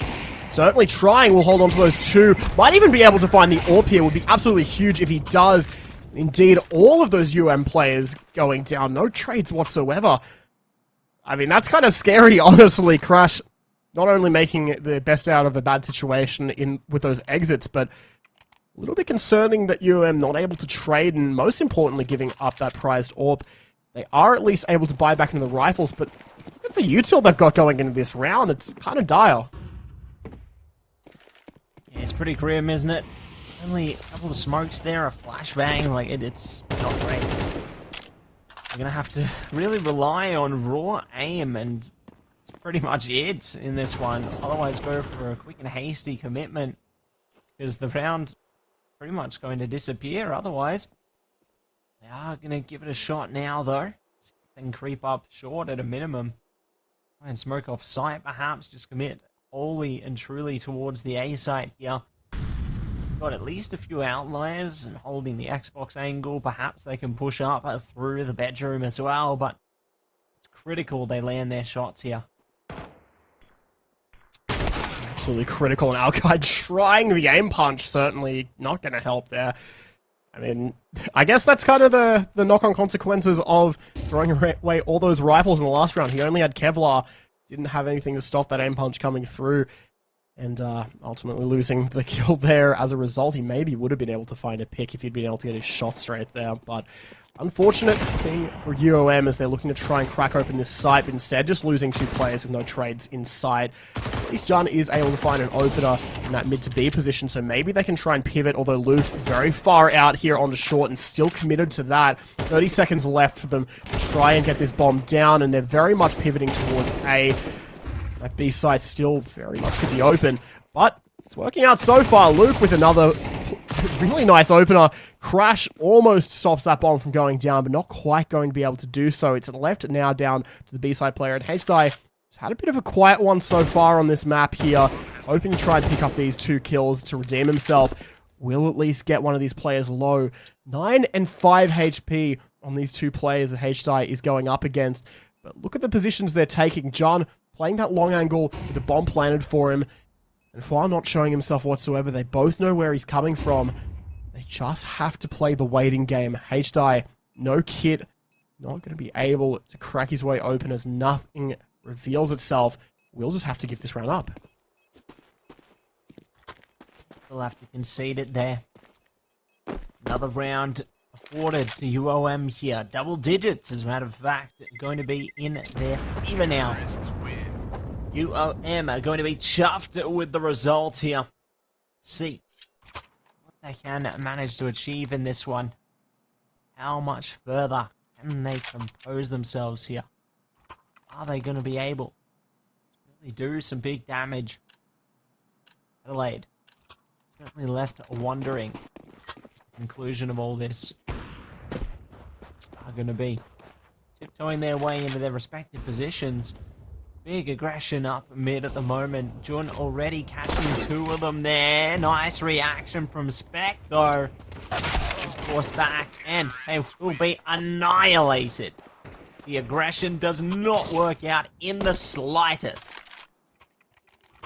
It's team damage coming out there too on the AU side. I saw an assist go the way of one of the players getting an assist on his own teammate, which is not exactly what you want to see if you're an AU supporter here watching along, but look, it is what it is. UOM certainly just continuing to really make this one painful, and certainly not relenting. They're Jun finding that opener in mid as Spec just jeeling the door back and forth dry, and not exactly sure what his game plan was with that one, but really ultimately unfortunate for AU as UOM still having this map control now, having mid pretty well completely open. They've got that player over towards Cat. They've got Fwa getting that pick over towards B, and that'll be the call to perhaps rotate things back around now, having control of this side. Shug, gonna see that aggression come forth, trying to stop something in mid. Will maybe find this pick, although he's struggling with it. Ultimately, Jun gonna find it in the end. The nade not able to get the trade. It is just gonna be these 2 players on AU to stop UOM from finding their way to series point. And they do it. Can they do it? That's going to be the big question, isn't it? Will they be able to muster the courage here? Make things greater for themselves. They just hold back a second longer now. With him waiting to come here. All they can do. Shots come out. Elkai tries to glide into it. It's just not meant to be, though. They will be punished accordingly. Crash at least should be able to save out this gun unless they get a shot from Jun from CT spawn. Nicely done, and that is going to be map and series point going to UOM. Yeah, Crash getting a little bit overly curious with it, as now we're going to see the tactical timeout coming through. Better late than never for AU, I suppose, as their economy pretty well completely shot. They're going to be down on probably SMGs, maybe a FAMAS here or there. Certainly no possibility of any M4s or AWPs or any of that. And the utility's going to be pretty rough as well. UOM, I mean, it was at least a little bit of a stronger opener for those first 2 rounds for AU, but as soon as we saw those rifles come out from the T side, it really was just the UOM show again, continuing where they left off on that first half, as things really have gone their way. And really quite unfortunate, this being the pick of Adelaide as well.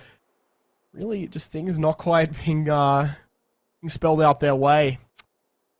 Not exactly sure what to the hotel. Yeah, not exactly sure what Tony, our observer, is trying to spell out for us, but he's cooking something. They're thinking, staring them down right now. Yeah, they're staring down the face of victory. If they win this round, they've got an R8 revolver, and they're ready. Every time I just hear him just clicking the trigger on it, just holding it, just hearing that sound of him spamming it. It's funny. I don't know why he has it equipped, but that's really funny. Al-Qaeda manages to find that opener, as does Fwa in mid. So that's already two pretty strong openers, but AU actually managing to trade things back into a 3-on-3. The map control actually being denied for UOM for the most part, except for leaving one of their players stranded on the B side, that being Fwa. And both of these players on the other side of that door knowing exactly where he is. Not exactly where they are, Ed. But exactly what they can do here. They are just going to stick things out for now. 1:05 to go. Seeing which way things are going to flow here. They slow things down to almost a halt there. Wow, good shot, but they aren't going to anticipate the other player around the bend there, but doesn't matter. Luke has found a Shug, and now manage to get that bomb down, push it in to the 2v1 situation. Good spot there, just fading out the corner. They know where Spec's going to be playing from now. Just have to play around one another here. One on long, one up high on sight. Trying to see if they can hold their angles together. And that is going to be that, just like that. It's all done and dusted. UOM, take it away. What a way to get it done there, Luther. From where we thought they might lose it out in the first map, they managed to bring it all the way back. Ed, keen to hear more about it once we get into an interview after this break.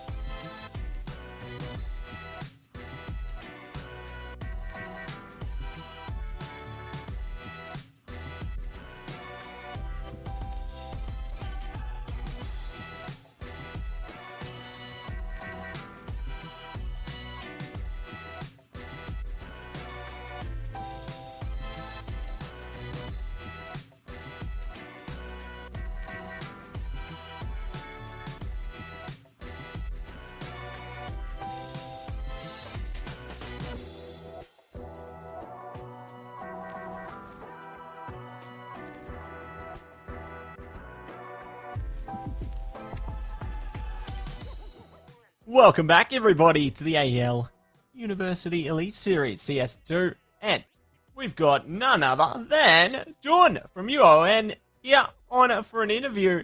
Big shout out to John here, doing great work for their team there. And I got to say, how are you feeling after your match, mate? What a nail biter!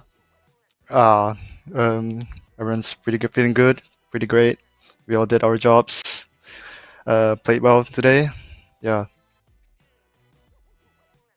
Yeah, really cool stuff coming out. I mean, obviously we saw UON really as soon as you guys were able to get the momentum going, of course. Things really turning out in your favor, especially in the map number 1 on Mirage, where, you know, after swapping aside, going into the second half on the T side, you guys were able to find 9 rounds in a row to close that one out. And do you feel like there was something in particular that maybe shifted, or something that was able to get you to that point where you're able to just build up that momentum and carry things away? Pretty much just everyone still keeping a positive mindset and attitude to the game, and yeah, everyone just keep doing their stuff, do what we need to do, and just slowly one by one round by round, and just when we came back, we didn't realize we did. It was just having fun, yeah. That's great. That's the most important thing, isn't it? Always make sure everyone's having a good time and having fun, doing what you love best. But speaking of the game, what do you feel was the most strugglesome moment for you guys during the course of those 2 maps you played? Sometimes there's a bit miscommunications, trying to go for some hero plays in particular.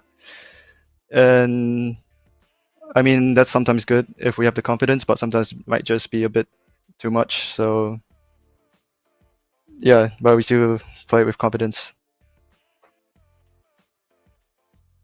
Yeah, love to see it, yeah. Nah, great stuff. But yeah, I think that's going to be all from us for today. So I do thank you so much for your time, John, and best of luck in the rest of the playoffs. You guys are killing it, and can't wait to see more from you. All right, thank you very much. All right, too good. That's what we like to see, Lou. Bit of insight into the player's mindset. It's always good to see what they're thinking about, how they're feeling, everything of the like. You know, definitely great stuff. But yeah, I'm keen to see what they do. But speaking of stuff we got to do, let's talk about our favorite people. It's going to be our sponsors. Big shout out to AGON by AOC, the #1 gaming monitor brand in the world. AGON by AOC provide best-in-class monitor solutions for gaming and all other needs. Next up, it's Indomie, the noodle partner, made with higher quality flour and selected ingredients and spices. A plate of Indomie Migoreng will certainly brighten up your day. Try any one of the flavors available today from your local grocer or at indomie.com.au. Shout out to our sponsors there. Keen to see how things go down in this next matchup. Yeah, this next matchup, of course, coming our way. We've got the University of New South Wales versus the University of Sydney, and we've got those lineups here, of course. Let's start with the University of Sydney this time around, where we've got Team Captain, Backpack Brain, Starly, Pog, and WS. And then, of course, on the opposing side for University of New South Wales, we've got Min, Crass, Gibbs, Combo, and Septic. And look, this should be quite an interesting one. Again, both of these teams fighting really hard throughout the season to be able to get themselves into the semi-final spot. And I'm really keen to see how this one's going to go. We do have that map veto coming out as we see the band of Anubis coming out. Oh, wanting to play Anubis tonight, apparently. Inferno out of the way as well, as we see that map number 1, Ancient, that map number 2, Nuke, the band of Vertigo and Mirage, leaving Dust 2, which was definitely there on the graphic the whole time. Of course. Yep, definitely. We've seen it's you're seeing things, Luther. Yeah, maybe we need to get you a new pair of those glasses, I reckon. Oh, maybe. About time I get my eyes checked. Yeah. No, it's important. But we got our map of Ancient coming up very soon here. Really keen to see how it's all going to go down. I think both our competitors really been quite capable, to be honest, all throughout the season. You know, UNSW, they've certainly been one of the more favoured sides, I'd say. heading towards the deep course of the season, so definitely eager to see if they're going to continue to carry that momentum into this matchup, whether they might have a bit of problems facing off against UCID here. Definitely going to be a matchup to keep your eyes on. Speaking of eyes on the prize, it's round 1. Nice and quick into our second series for the night, as we do see the University of New South Wales side on that T side, or that CT side rather, just kick things off.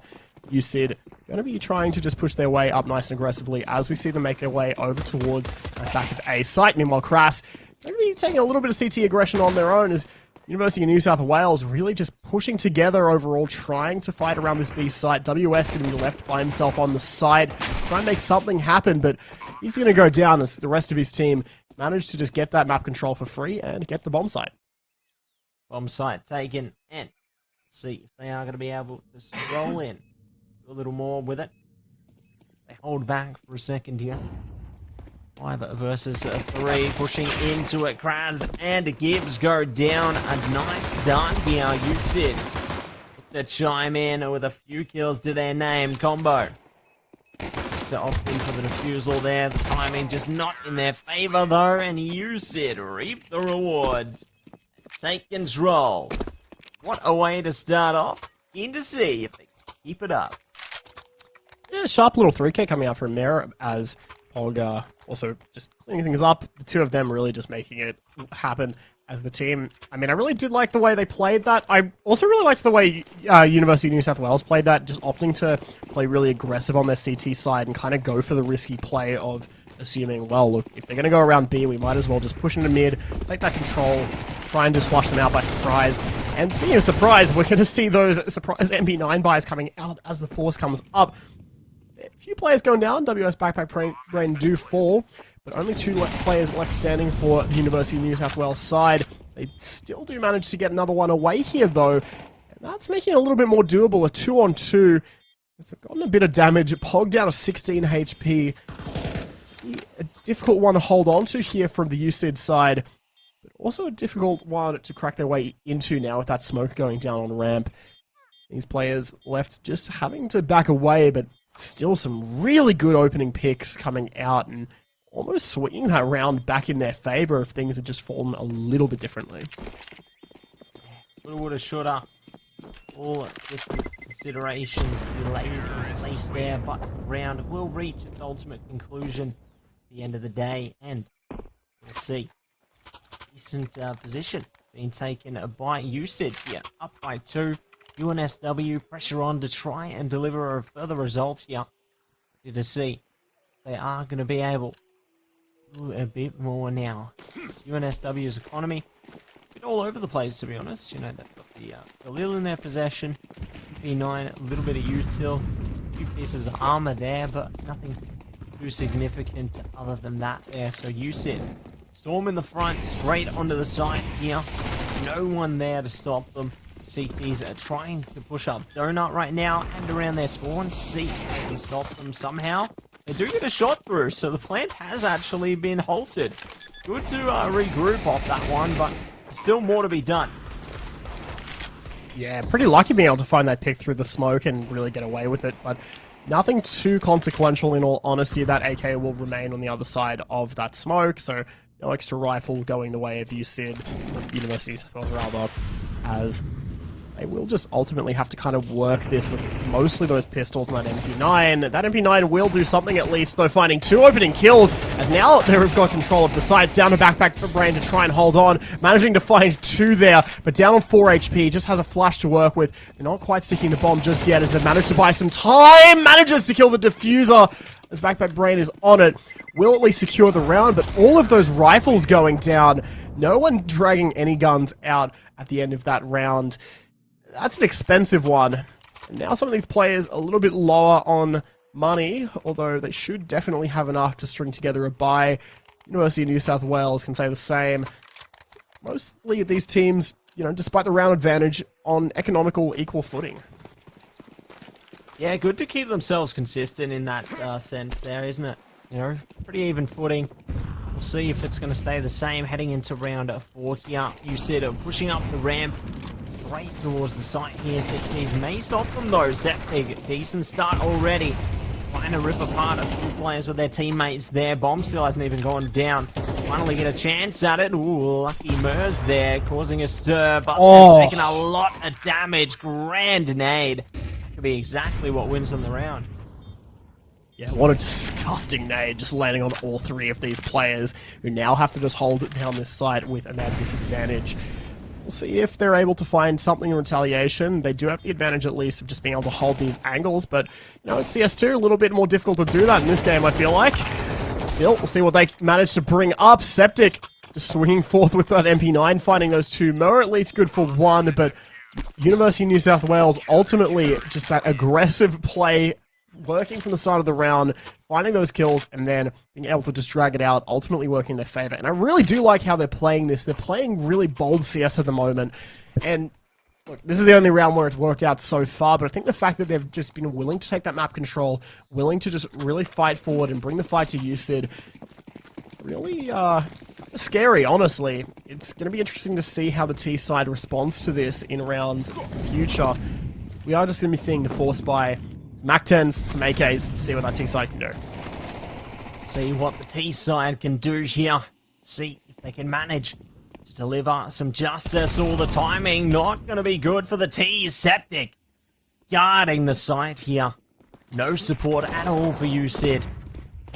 Keep watch over the cave position here. Ready to see what else they can find. Good trades coming out on the other side, though. Septic now, one more in the bank. All going to be up to Mur here. Plenty of time to play with, but no one there to support them. They've at least got one flashbang, but that's all they've got to their name. Yeah, not a lot of health to go with. I mean, 52, you know, it's respectable, but it's going to be pretty difficult, especially when you're up against the prospect of being traded out here. Although, I will point out that these CTs are mostly playing pretty far apart. That is Mev's position given away, though, and now they're going to be able to respond. We see Combo holding that sight line over from the CT push. The flash going out maybe will hit. Does at least allow Mur to get past, but his position very much given up. And CT side going to be able to respond, although they've given them a lot so far. We see Mur tap the bomb plant, which might drag Kras back out. Now the plant at least certainly will. He does manage to get it down. That's at least an extra $800 a player coming through. But ultimately, round very much dominated by the side of the University of New South Wales. Being able to just, again, aggressive CT plays, fighting those picks early on, and really just whittling away the numbers of their opposition. Just doing this round after round and continuing to get away with it at that. Yeah, they just keep getting away with things like this. Just no signs of stopping at this point at all. Seems like they just have it locked in. Know exactly what they want to do. Know exactly the path they need to take to get there. But 2-3 now. Pretty close scoreline heading forward. Eager to see if it's going to get a little bit closer after this one. You said on the eco. Good opportunity for UNSW there. Might even be able to take them one step further into the next one, but never say never. And we're still well and truly waiting to kick off here. The T's are ready to storm in through elbow. They've also got one just outside the halls there, but it's going to be Mid Gibbs single-handedly now with their teammate Kras supporting them, trying to spray through. They've wiped out the majority, leaving it only to W's now. See if they can find one kill at a minimum here, because the CTs, they are raining in on mid right now, looking out for one another. W's just left confused, doesn't know really where to go. Could get caught in a sec though, if they jiggle this corner. Ooh, there it is. Spotted and dropped. 3 for 3. It evens up. Yeah, I really like, especially just the util set we keep seeing them throw out towards mid, where, you know, they throw those smokes, they throw those flashes out, and they just continue to push up. And when the smoke clears in that round, they're just all waiting on the other side, and University of New South Wales players are just able to tear it apart. It's really just been the same round repeated over and over again for the CT side so far, and more often than not, it's been working out for them. Even on the rounds where it hasn't led to a round win, they've very much been able to just gain advantage off this. Although we do see a bit more of a passive play this time around. We just see them leaving that player towards Donut, putting one towards this side. And UCID, similarly, just going to be playing a little bit passive, just anchoring themselves towards the back of mid, because I think, again, they're just anticipating that there is going to be someone on the other side, because there has been so many rounds before, but this time, not finding it. They're going to instead be able to get their way up, although giving away plenty of sound cues with all this utility and burning so much of it to maintain this control as well. Time ticking away here as the player does go down on the CT side. Gibbs looking to try and retaliate as the push comes through. Will find one, almost good for a second, but Starly will be able to trade it. Yeah, good trade coming out there, keeping the man advantage for UCID. Kraz might have a thing or two to stop them, though. Like this angle being held. Good timing, peeking into it slowly, and it works out in doubles. Could even find a third kill if they find the right timing here. There it is. Kraz single-handedly wiping out the side. They know where the last is as well. Tech 9, but their dream won't come true. It's all going to be up to W's now. 1v1 taking on Septic here. Septic doesn't know exactly where they're going to be placed. W's looking to just change it up. Go towards the other side of the map on B instead. Maybe they've still got a bit of time, but they need to get running and quick. Otherwise, it could all fall apart here.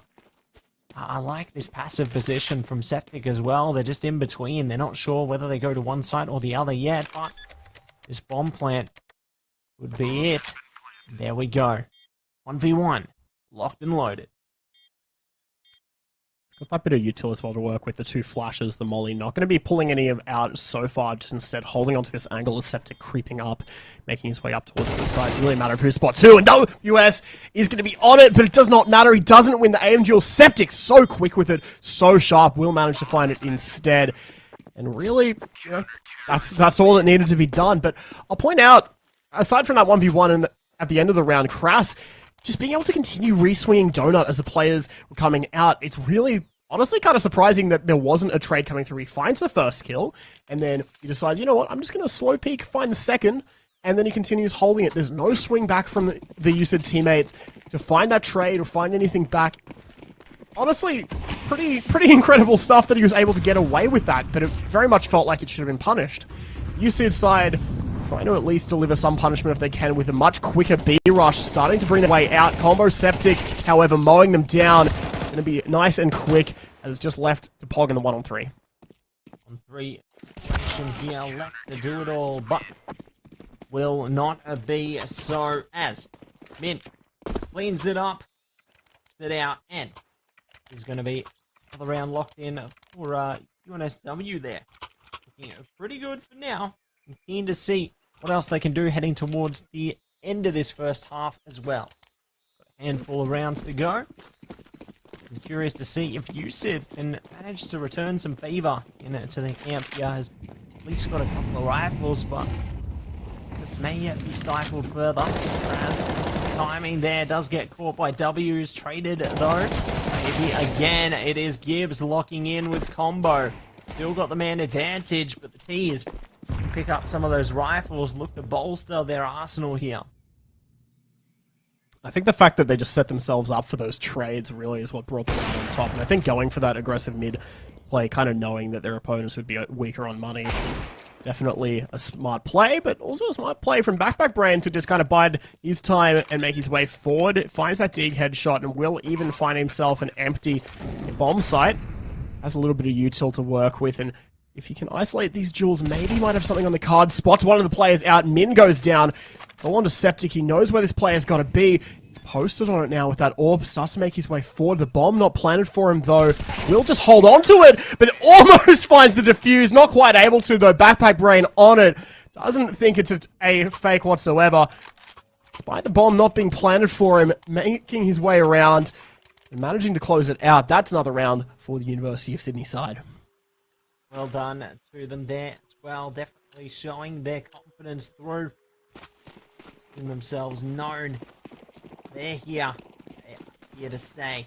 But getting into round number 10 now. Let's see what else they can bring. Good double up on mid. CTs are locked in. Ready to get this one going in their favor. Ready to do even more here. Let's see if UCID can find a response. Starly on a good angle, but going to be able to lock in just yet. And just so many rounds of them running that exact same mid play, just throwing those flashes forward, throwing that smoke, and just finding those opening aggressive picks.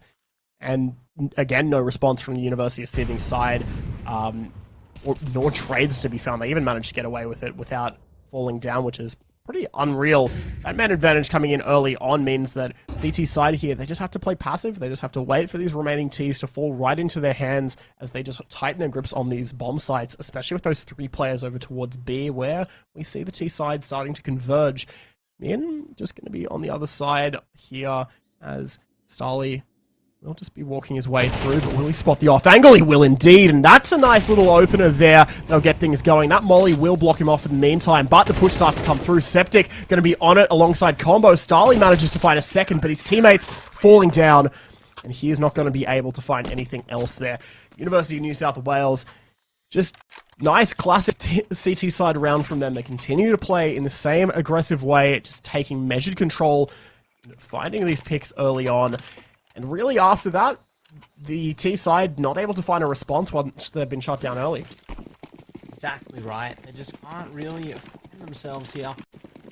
Stuck in a bit of a sticky situation, aren't they? But see, they're going to be able to get themselves out of it. Moving forward into this next one now.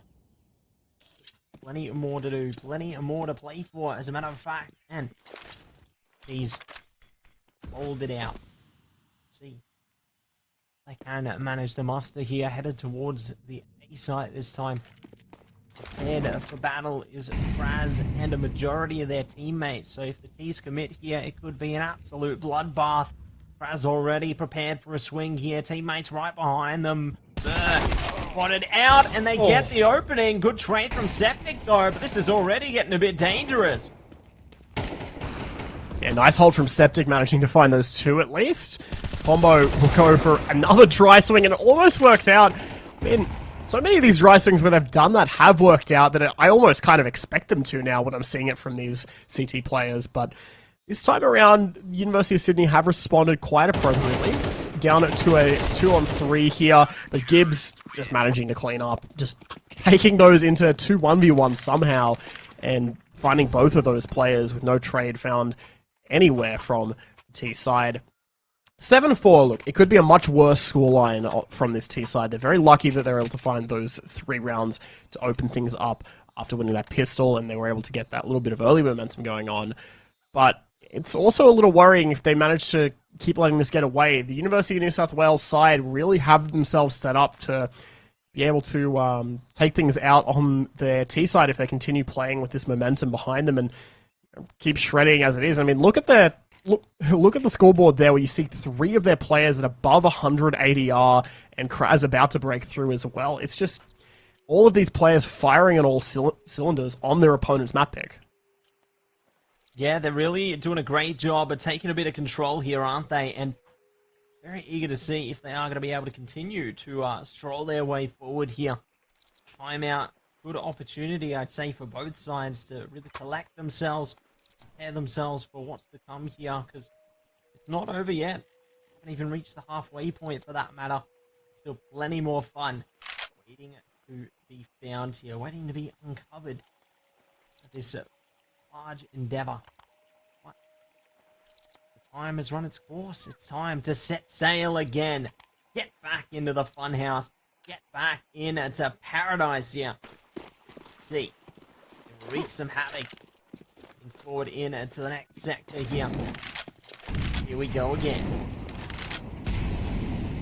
7-5, the scoreline that you, Sid, are certainly hoping for, but they're going to need to try and change things up a bit if they're going to make it happen. We see them going for this aggressive mid play, and in this case, the CT side haven't played that aggressive mid round this time, instead just leaving Gibbs to try and play it from further back. We'll try and find something as he continues to fight. He's kind of just stuck in the corner there. He at least finds one for his trouble, so he's just traded out. Meanwhile, we see Pog and Backpack Brain find kills of their own, bring it down to a 3-on-2, but not really able to make much of it as the NSW side, again, just for every kill that their opposition finds, a trade is found from their side. It's really just been a matter of them playing so well together, so cohesively, in taking this control on their CT side. They're just working at this together for the most part. Starly now having to work by himself to try and make something happen here. At least he's able to find that one. Yeah, net positive start there. They can at least get a bit more space towards the site here. Might even find another. They're holding the angle. There it is. Strangling it in. Single it out. All going to be up to combo now. 1 versus 1 situation here. Pushing up the halls. Now going to be able to stall it out. No, shot coming through there. Still going to be able to hold on steady. The fire does displace them for a second, though. Pushing over the flash. Starly's still alive, but not for long. They will finally meet their demise, and it is going to be another round to UNSW. Well played. Yeah, Starly almost actually bringing that back and kind of having those rounds, or those kills rather, pretty well given to him. I mean, I was saying how they were playing so well together on that CT side where they were setting themselves up to trade, but in that 3v1, that actually couldn't have been further from the case. They just happened to land at the point where they were isolated away from each other, and they were taking those fights in 1v1s. Starly managing to take 2 of those and almost the third, but unfortunately for them, not quite able to get it done. Still, new half, new opportunities as we start to see the UCID side now on the defense. UNSW charging in nice and quick over on mid. Charging forward into battle here. Ready. See if they can rattle up their opponents. Do a bit more now. Kills already. Going into the crossfires here. Ready to ignite their desire for a round win. Good shots. Traded out though. And around the back, another one locked in by Combo. Man advantage in their favor for now. Could even be furthered. Combo locked and loaded. Take away 4. Take a bow. They get the pistol. Oh, those were just some disgusting shots. Oh my god. Combo bring together a combination of kills there with that USP he was able to pick up. Just headshot after headshot. Some beautiful stuff coming forward. Nice little highlight for them, I'm sure. 9-4, University of New South Wales in a pretty comfortable position to kick off their T side, already having that round advantage at the half, and being able to pick up the pistol as well. Couldn't have asked for anything better, in all honesty. University of Sydney, well, let's see what they can do with these mostly USPs and a P250 in the mix, a P2000 as well on there. So, interesting choices, but mostly just stacking this B side, hoping that those players just come through and are able to maybe overwhelm them with force. Only time will tell. Minute 20 left on the clock, and UNSW, they're taking this slowly. They're being pretty cautious. I think the caution is justified here. Are going to push straight in. Combo kills for their teammates. No kill for them yet. Looks like Min to do most of the work there, getting the round done before they even get the bomb down. So, big effort from them, and it will pay off in the end there. Getting them on the site. Not ready to say goodnight to that one. They are going to be pretty satisfied with that result. So, another one afforded to UNSW now. Maybe more rounds could be on their way momentarily as well, but the time will tell here. Feel our way through towards another one. More to come. Only time will tell, Matt, as we start to see these players pushing through those mollies, and those are some really nice picks coming out. We saw the UCID side try and go for that aggressive mid play, but indeed the team that was doing it all of last half, having a perfect counter at those Molotovs, and that utility just shutting them straight down, almost as if they saw it coming. Now just down to Backpack Brain in the 1-on-4. At least some of the opposition is a bit low, but given the money situation, given where they're at, opting to go for the save, probably the right move. And yeah, that's honestly what we needed to see on the other side from the UCID side of things. That's how you deal with CT mid aggression. That's how you respond. Just throwing those mollies out, taking those fights to them and doing it in such a controlled way with that utility. Yeah, really smart stuff coming out, and ultimately being able to just turn the round in their favor quite convincingly. Number 11 now for that University of New South Wales side, and like, that swap from their CT side to their T side has gone quite smoothly. And even in the face of rifles, hasn't slowed them down. Hasn't slowed them down whatsoever here. They are going to be steaming ahead. All they need is 2 more rounds now, and USIT desperately need to clamor around to try and stop them from getting it. Otherwise, it could be the game. Send them off towards map number 2, but still pull through for a bit more. Starly get a spot down mid there. No one a game to say hello yet. Could quickly change, hold things out. Big stack up though. Was the B side of things from the CTs here. I like the gamble they're going for. Curious to see how it works out. Already spotted Min there, so a decent start. Will they be able to take it the distance? That is the crucial question. I mean, we do see those. Yep, that opening pick does come through, but even still, the UNSW side has more of those rifles, has more utility to work with. There's only a single molly for the USID side to try and shut down a push. And currently, it's sitting on WS, who, well, goes down as the UNSW side do overwhelm that A side. Not quite able to get the bomb down just yet, but they should be able to momentarily. They spot out Pog while trying to do so. We see Mir try and go for the swing, but will be traded pretty quickly. It's now just Starly who's hoping to maybe make an appearance. Smoke down on 23 HP though. Bomb still yet to go down. Combo just going to be tapping it, which will bait out the push. Starly trying to shut it down, but instead will get shut down himself. UNSW now on that point, 12-4. 12-4. Ready for more. Need to see exactly what else they can bring in into the fray here. Plenty more left to be done. That is right. Absolute certainty here, but let's see. Direction they're going to take it now. Stack up down mid from USID again. Aggression coming out in numbers. The flash works out wonderfully for Septic though. 2 for 2 on the trade-off here. Ooh, almost more. Mur, nice positioning there. Works out in Cave. Now able to shave away one more player, netting them the advantage for now. Min would be keen to trade it back, but they aren't getting a chance just yet. Yeah, really nice, aggressive opening round, especially having those SMGs really just going and taking the fight just with their opposition. That's what you got to do. Pog going to be able to find that one as well, leaving it on Crass in the 1-on-3. Has that A1S, doesn't have the bomb, and has his back turned to the opposition. It's going to be done and dusted just like that, Matt. We're seeing USID, at least they are able to pick up another round here, but I mean, look at the economy from the UNSW side. Gibbs starting this round on 10k. They should be able to get themselves those rifles nice and easily. As much util as they want as well to boot. So look, both sides going to have pretty much everything they want going for them in this round. It's just a matter of how they choose to go for this. And again, the UNSW side mostly anchoring themselves towards A, kind of giving up mid as so much utility just gets thrown into the mix. And so much damage, again, that molly being just thrown out and so much with it. Done. So much more to be found, and keen to see they are going to be able to find something further now. All comes down to this big retake now. Combo, decent start, looking for another around the corner. See, can calm the storm here, pushing straight into it. Gibbs locked in on that smoke. And that is going to be that. Map 1 done and dusted. UNSW, take it away.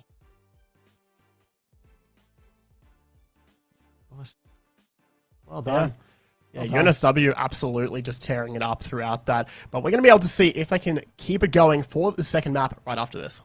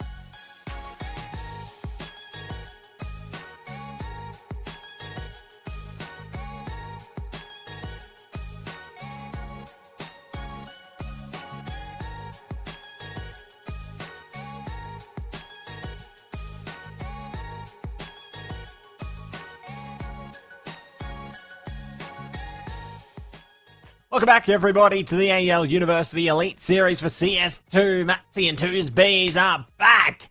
And what a first map that was. UNSW rolling their way up and locking in to take away map 1 on Ancient. They are looking solid on that one, but you, Sid, they had some glimmers of hope as well. Yeah, I mean, overall, look, that first map, let's be real, it was very much so the UNSW show. They absolutely were dominating on that CT side. They were just setting the pace. They were just playing super aggressive and getting away with it so many rounds. And then when they swapped to their T side and having the exact counters for what they've been doing that whole half, really, being able to shut down any kind of CT attempt at map control and really just run away with it towards the end. But, yeah, as you said, the UCID side, there was some absolute glimmers of hope coming out. So we'll have to see how things go into this second map. Perhaps this is where UCID start to redeem themselves. They get themselves back into it. It's here on Nuke, so we take it away with the second map. Take it away, and we are ready, here to stay. Let's see how it all goes down today. UCID, CT, UNSWT. It is time to break free into this one. And I'm going to take it nice and slow. In the early stages here, just wait and see. We'll be spilling through. Shots there, almost shutting down W's and Backpack Brain. They're still holding fast, holding steady for their team. Backpack Brain is down though. Pog might have some pressure on in a second because Gibbs and Co are starting to flow onto the site here. Getting a bit antsy on this one. Pog's ready to storm in through Squeaky though. Shots out. Septic though dispels any enemies. Min doing the same, trying to get up the ladder. They do get Gibbs at least, but that's going to be all they can find. UNSW, the train never stops. Kind of a miracle in itself that that shot connected with that clock, but yeah, overall, the UNSW side really just, again, playing super fast, aggressive round. It's kind of like a lot of what we saw in map 1, honestly, where they just really just hold W out, swing, get kills, keep getting kills, no trades inside. But look, only a pistol round, only map 1. Perhaps we'll see if the UCID side can bring things back around once they've got some guns in their hands. And the guns I've got so far, of course, are just these pistols. And they're going to be playing pretty passive, no stack of a side or anything like that. Just playing pretty well a standard default as the UNSW side start to make their way out towards outside. They will be able to flush out Backpack Brain and clear their way down towards Secret and Garage. Really just taking all of that outside map controls. Combo takes his way inside of the A site. We'll just be able to get that nice spray across with that MAC-10. Jumping all around. Do whatever you want with that gun. Doesn't quite spot the last player. Well, for a sec, Pog almost gets away with something. They're just hiding up on rafters, but in the end, UNSW just cleaning up. Cleaning up house, and be happy with that. Getting on to 2 rounds now. Tack timeout nice and early as well from UCID here. Really keen to see what they're going to do with this one, you know, because there's a lot of discussion time that they can take here. Really need to try and muster some courage early on. If they lose this round, it could spell a world of pain for them. As we've seen what happens when UNSW starts to get a flurry of rounds going their way and starts to really get engaged here. So UCID need to throw a spanner into the works and quickly figure out a way to stop this T aggression in its tracks before it can really culminate towards its greatest height. But still, plenty more that they have opportunity for, especially at an early stage like this one. Still, equal footing on the buy round is the best chance to try and stop them. So very eager to see how they manage to meet UNSW here. Whether they go head-to-head, blow for blow, trade for trade, or whether the UNSW parade triumphs through. Only time will tell, I suppose, and only these rifles will tell from the UCID side. If they're able to use these guns they've now got in their hands and find themselves a little bit of momentum and start swinging things back in their direction, well, we'll see UNSW just going for that fast outers play yet again, just throwing down those smokes, getting that map control, simultaneously doing the same thing over towards A. They've got themselves pretty well positioned with a nice default across the entire map. They've got a clear path towards Squeaky. They've got a player that they could send down towards ramp as well. And they could just try and flush out this B side from both sides pretty easily, especially now that Gibbs is starting to clear the path ahead. UCID, not really much of a response there. Currently just continuing to hang in tight and just wait for something to show itself. Well, maybe this is the right move. UNSW starting to slow things down as they have that control over towards B. They might be able to start bringing the bomb down. A beautiful flash from Kraz to flush out Mira, and Backpack Brain going down as well. Only one trade coming from WS, but ultimately, that B side wide open. Wide open, ready for engagement. Bomb will go down now, and it's all going to be up to the last 3 players here. Do they stay? Do they go? W, Starly, and Pog need to consider their options here. It may just end up being them opting in for the save, to be honest. I mean, they do have utility. They could potentially go for it, but Looks like it's just time to latibulate in this one. Time to let it go and try and live to fight another day. I can respect it. You know, they've got the rifles, armor, util to play with. Bringing this into the next round gives them, I suppose, a bit of a bigger opportunity. They can concede 1, 3 in a row for UNSW, but at least they have a chance in round 4. Brass taking... Did he just take 40 full damage and then die? That's a play. It's something nice for the enemy team. Yeah. Look, I don't think he's too worried, in all honesty. I think they've got enough there where they can just at least, buy that back. Just, call it the cost of doing business at this point. UNSW will be able to indeed do some business as they found themselves at round number 3. Again, we're seeing the buy kind of a force up from UCID as we've got that 1 MP9, or make that 2 MP9s rather, some rifles going around. UNSW again just with this map control. They've got those smokes going out towards outers. We've got Nin sitting back over towards radio here. Pretty much everything going their way as far as what they'd want early round. Yeah, it's looking pretty solid on pretty much all accounts. They're in it. Need to see what else they can bring as they storm in again, wiping out almost every single CT there. Not a care in the world. They are going to be in for a world of trouble. Mer, at least able to cause a bit of a stir here. Be able to do at least something here, but still, more trouble ahead. This is not the end of the road. Yeah, and I think, like, Mer and WS are able to get away with these guns. That's at least the silver lining of this round that otherwise hasn't gone too crash hot for them. Mer actually will go down there off camera as WS just continues to hold on.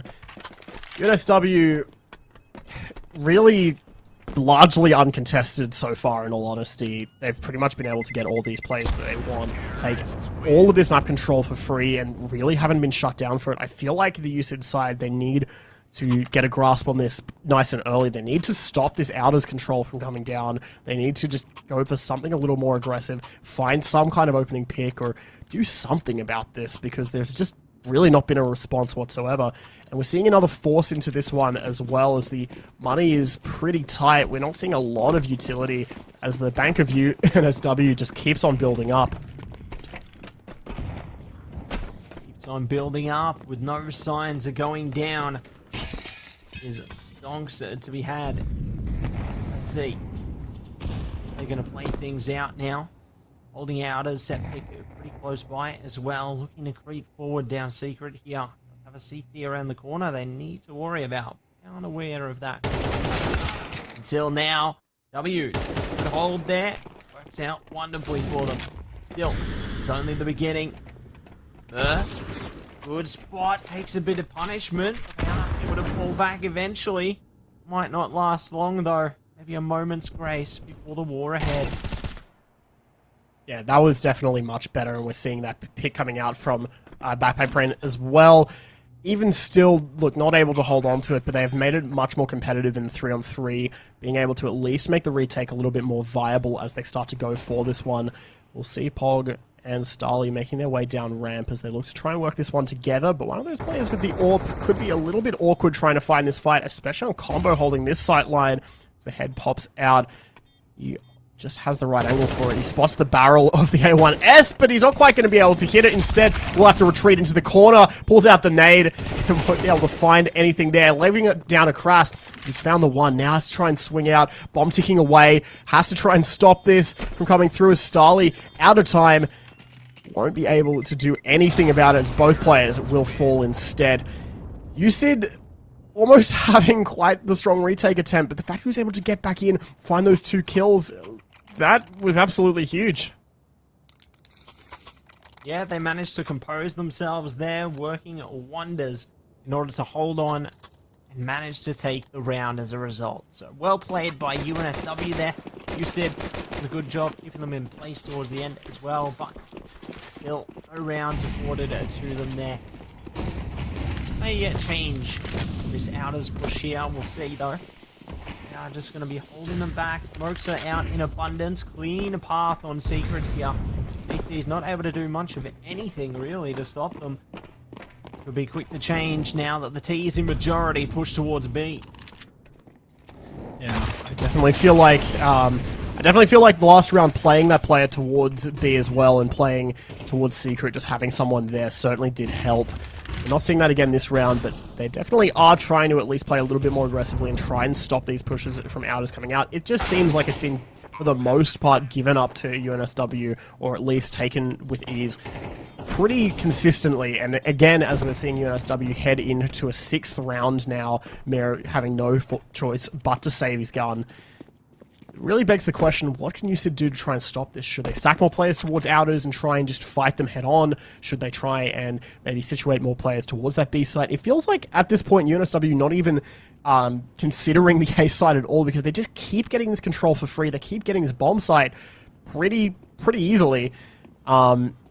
It's really just been the same round over and over again.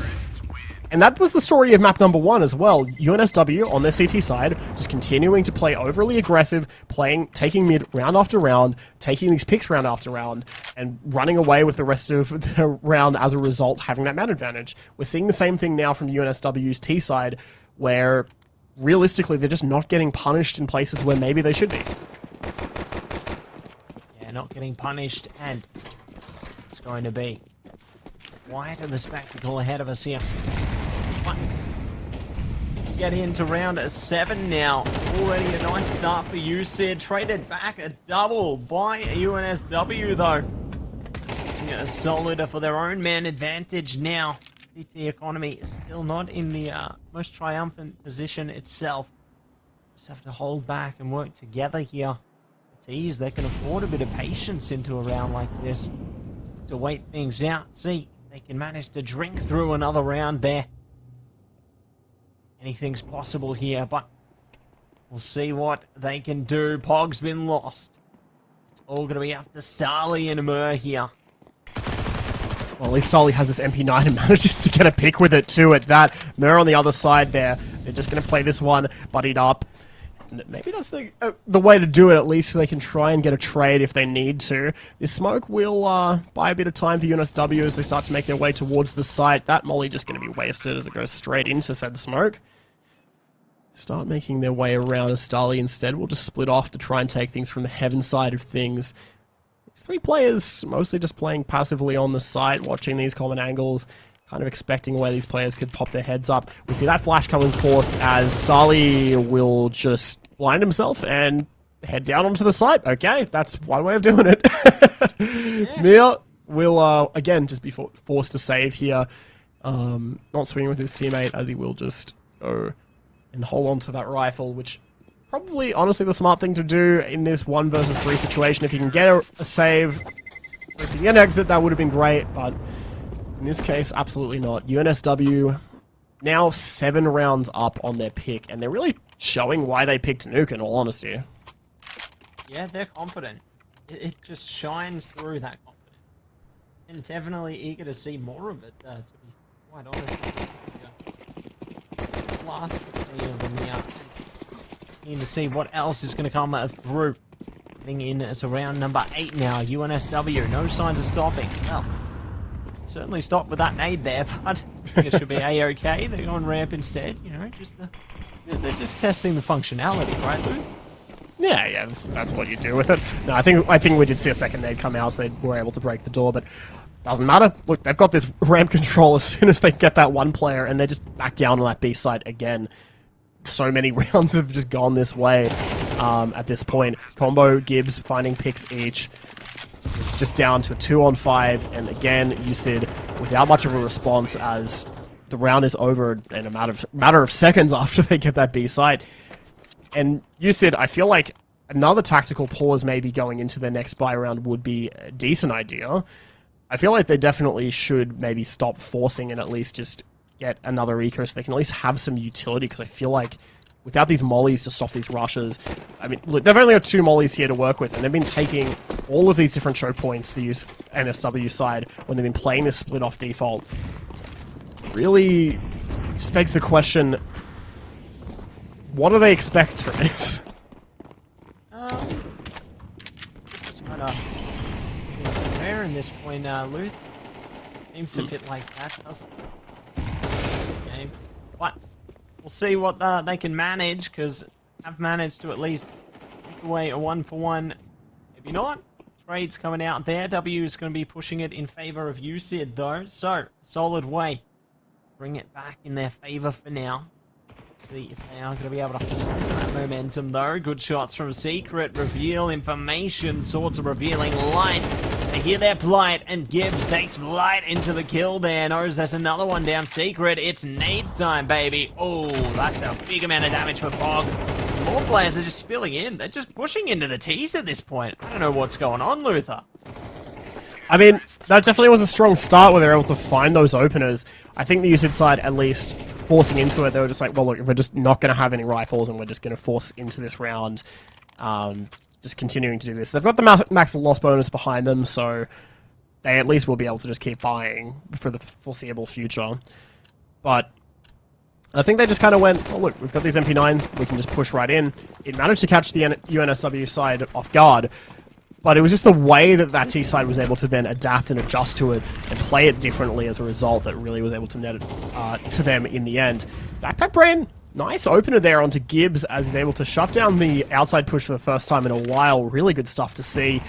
That nade not going to find the trade, as overall CT side now finally finding themselves with a man advantage for the first time in a while, and Starly almost converting it into another kill, but Septic so quick, so sharp with it. So swift, aren't they?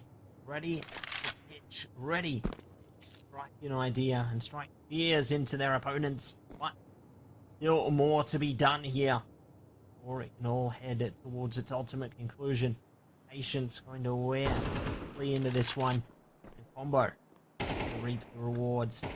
They're done there. Backpack Brain, good timing could be all theirs, or it could be goodbye, and it is. UNSW take another one in their favor.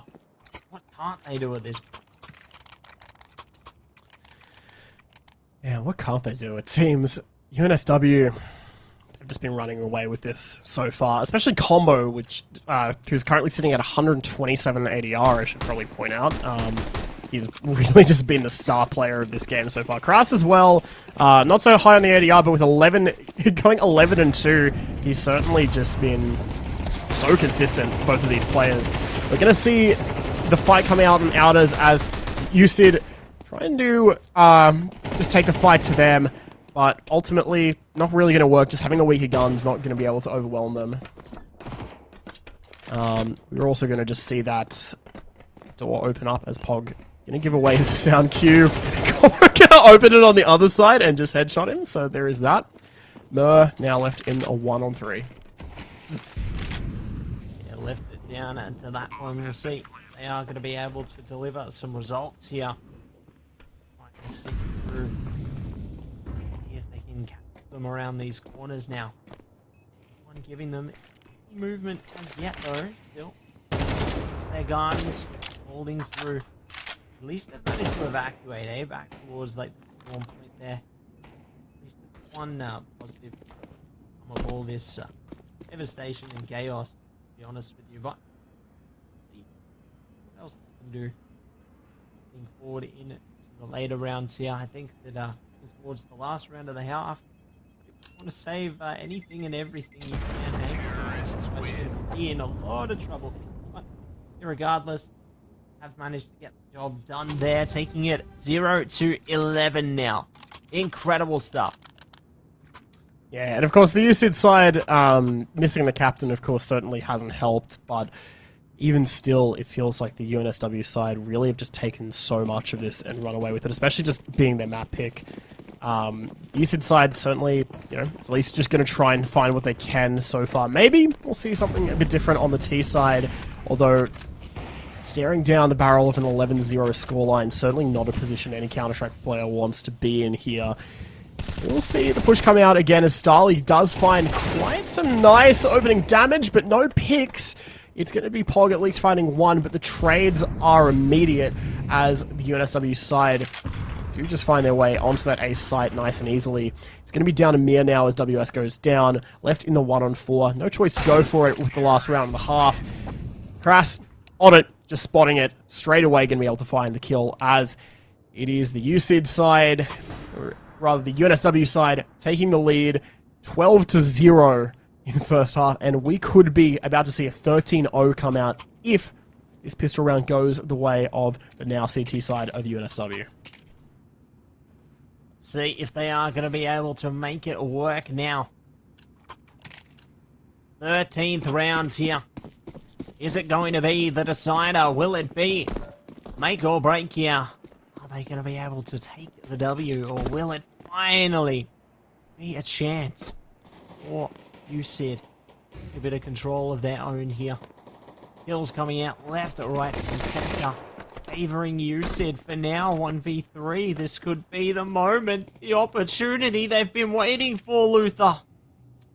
Yeah, USID maybe about to break the streak here. It's all down to Min in the 1-on-3 if he's able to clutch this out.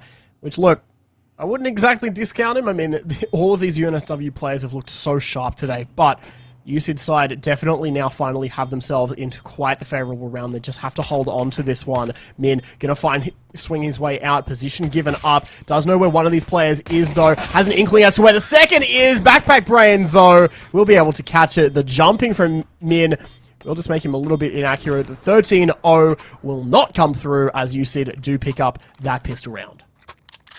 Long last. Breath of fresh air for them. Managed to take control of the pistol their way in. Absolutely gonna be something that they need to take back, but we'll see if that's gonna be ripped out. Another round there, or whether it'll be something else in store here. Shot for shot, absolute chaos again, Luther, and they certainly might just have another opportunity themselves. We'll see. It's all going to be up to this, though. The defusal not going to be laid down, or rather the bomb plant. It's all on Min here, Luth. Min given this chance at clutch redemption, almost finds it. The near fatal tag coming through onto Mia, but Mia will be able to clean it up instead. Still, though, from that force, certainly a very close round coming out from the UNSW side. As you said, they managed to pick up a second round and managed to find themselves in a much more favorable position. We'll see what exactly they're able to get done now that they've got these rifles, now that it's just pistols going up. But we'll see what can be done with these. Combo and Gibbs have been quite sharp, and maybe with Deagles, who knows? Yeah, Deagles could be exactly what they need here. Really loving the resurgence from these guys. Like, they had their fair share of difficulties. Finally, they're finding the glimmer of hope, but they can't afford to slip up at pretty much any moment from here forward. USID eyes on the prize to try and bring it back. This is their chance, their moment. They need to do everything they can to not squander it. Otherwise, it could be curtains laying in their way. I think Crass at least getting the rifle into the next round, yeah, really good thing to happen. He's actually just still going for exits, which I think is kind of funny that he just risks that. Pog will shut him down pretty quickly, so that'll be USID managing to get themselves a third round here. And yeah, so far the T side has been quite strong from, well, both teams. It's only been T side round wins this entire map, which is kind of funny. USID, they're going to try and keep this up as long as they can. UNSW, again, still on that series point, but it's starting to feel like that momentum they had is a little bit further away.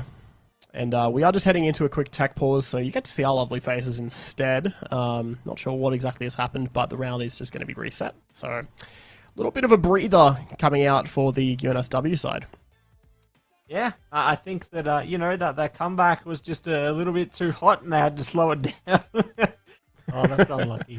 I really hope that USID are able to keep on track after something like that. So unfortunate for them, you know. But hopes are on their side. I think they've got the capabilities in order to really bring themselves back up, even if it's only a few rounds. They're doing a great job so far. I think they should really give themselves a pat on the back for that. I'm really curious to, yes, think about what changed for them, you know, heading towards such a critical moment in the match where it's pretty much almost literally series point for them. Like, What's changed for them now, Luther, do you think? I guess just swapping over to that T side definitely could help. That could be just even a mental thing, just having that fresh start, being able to just, you know, kick things off in that regard, and as well just not having to play the CT side, instead having those roles reversed, where it really seemed like the T side of that UNSW side, again, they had quite a lot of coordination coming through where they were just taking all sides of the map really together, and really just being able to continue pushing forward outers every round with that set of util, being able to just keep taking that B side over and over again, really playing nice and coordinated very cohesively together. And again, maybe that's something that's been a bit more lacking on that UCID side with the loss of their captain as well, who's had to sub out for the series. But even still, it really, I think that has been the crucial difference. I think swapping over to this T side at least maybe gives them a bit of a fresh start. Maybe they can just, you know, run some simple strategies like playing really aggressively, just go for things like vent drops, or just rushing areas together where they can just really stick together and fight as a team, get those trades, get into the sites, you know, string it all together. Yeah, I think that's definitely important, and I guess it does go to show the impact of their captain Park Rain there. Like, definitely has been a really large player. We've had them on for interviews before when their team has managed to take victory, and yeah, they've definitely been a really solid player for them.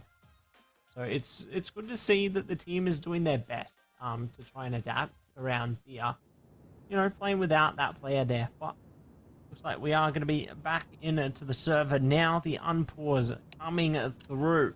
The time is here. The time is now. And let's see. They are going to be primed up and ready for action. We'll see what exactly they can get done here, as it is going to be both teams with rifles here, full buy from both sides, as UNSW, if they want to end this nice and quick, now is their opportunity, and with that pick, that certainly bodes things well in their favor. Starly going to go down pretty early on with no trade in sight. UCID still going to be just, for the most part, just keeping to aggress towards that outers position. They've got that one smoke, but now it's dissipated, and Min will be able to hold on from the other side of Secret. Does manage that one, but Mer will trade. Combo finding one more, leaving it down to just 2 players alive to keep UCID alive in this series. Backpack Brain and Mer, and one of them will go down. One will go down, and one will stay up. This could be the time, the moment. Mer has to give everything they've got to keep this round alive. Combo peeks the corner, says goodbye. Still hope yet, but they've got plenty more work left to be done here. Mer blowing the doors open, now going to make his way up to the A site instead. I think that's a pretty smart play, kind of trying to keep his opponent on their toes, trying to see what he can bring forward, but not suspecting Septic around the corner as the plant comes down. Septic just going to be able to shut it down nice and easy like that. And that is going to be UNSW taking the series in a nice, clean 2-0 for them. And that side of Nuke as well, just, you know, overall, being quite a strong one for them. We did see the UCID team come alive a little bit at the start of that T side. Perhaps if the scoreline at the half was a little bit closer, we could have seen a little bit more from them. There certainly were some sparks of brilliance, but it's still just going to go that way. UNSW with that dominant CT side, or that dominant T side rather, closing things out. Yeah, and I think it really goes to show, like I was saying earlier, Luther, I think they really got to give themselves a pat on the back for how they did play UCID. You know, I think that they've definitely had those moments of hope, those little glimmers of brilliance, we'll call them, but unfortunately they just weren't able to bring it over the line there. But still, they played pretty well for yeah, you know, having to bring themselves together without their usual squadron, let's say, playing without Park Rain there. I think that they still played pretty impressively despite that. Yeah, absolutely. I feel like especially on that first map where they were able to start stringing some things together, and we started to see pretty impressive, you know, CT side coming out. There were definitely glimmers, and it definitely felt like, again, if they had their full roster, perhaps it would have been a different story. Perhaps it would have been a 2-1 even to either one of the teams. Who knows, really? But UNSW, they put up such an impressive performance, and they certainly were able to just show throughout how they were able to just keep stringing things along and really build up that momentum, which really didn't get let down too much since they started building it on Ancient, bringing it across in to Nuke as well on their map pick, and really showing why they decided to pick that map. Yeah, really a strong showing overall. Yeah, I think they've done a pretty solid job, you know, able to keep consistent all through the maps there. And yeah, just ends up netting them the result there. But UNSW, you know, they've, like I said in the beginning, they've had a really impressive season. And this match is no different. You know, they managed to really prove themselves heading into that one, really show exactly what they're made of. And keen to see more of what they can do, I suppose, heading into the rest of the playoffs, man. Because, like, they're doing pretty well. Definitely doing pretty well. Yeah, absolutely. As yeah, that UNSW side, like, ultimately being able to take it out, and it'll be really interesting to see how they keep on going as they advance through the playoff bracket. I mean, ultimately, both of these games tonight really has shown quite a lot of good Counter-Strike coming out from some of these Uni League players. And I'm really interested to see how this continues on as we see some of the other teams on the other side of the playoff bracket playing next week. But in the meantime, of course, we will have an interview pretty shortly with one of the UNSW players, just getting that set up at the moment. That's it. We've got Kraz on the line right now. Hello, man. How you feeling? Hello, feeling good after that tour. Absolutely. You got to be, don't you? You guys played really, really well, and it was great to see. You know, I was a bit worried towards the later stages of the regular season there, but I'm glad to see you guys pulled yourselves together. And I suppose heading towards the end of that one, you know, when they started to build up a few rounds, were you getting a little worried? Nah, of course not. If you can 12-0 a team on new T side, then CT is even easier, and that one of the rounds will eventually come into play. That's just how the map goes. Yeah, fair enough. And of course, you know, that first map over on Ancient as well, where you guys really were just playing those really strong, aggressive CT sides. What were you guys thinking when you were going for just those aggressive picks over and over again? You guys were taking that mid control and just continuing to run with it. Well, I think the double into mid with the Tortuto, it's not really that it's not showing that risky. There's always going to be a guy pushing the smoke, breaking it. As long as you have one person watching that, you just I let my teammate know if you want to jump shelf. And we're really stacked towards that site with all our players, so we have to take a risk, because if you don't take a risk, it leaves the other side really open, because we've had all that numbers there and we're doing nothing with it. So we're playing risky CS, but we're meant to do it. We have the numbers there. That's just how we win. That's our game plan. Confidence is a key, and I guess throwing it back to the season as a whole, do you think is there any one thing that you've taken out of playing the season as a whole that you would bring into the playoffs now, which you think might be able to push yourselves over the line? Probably just ban Anubis. It looked like our best map, but we played it so much that we kind of got bored of it, and if we're not having fun playing the game, we play poorly. We have new maps here, new faces, just refreshed, and we're back to shooting. Yeah, sounds good, honestly. Yeah, absolutely. And you guys, of course, you're going to be facing Monash in the next round. How are you guys feeling about going up against them? A bit of a revenge match. They beat us in playoffs last season, so it'll be good to verse them this time and hopefully take a win. Because feeling strong, feeling in form, so it should be a good match. Absolutely. Can't wait to see it, mate.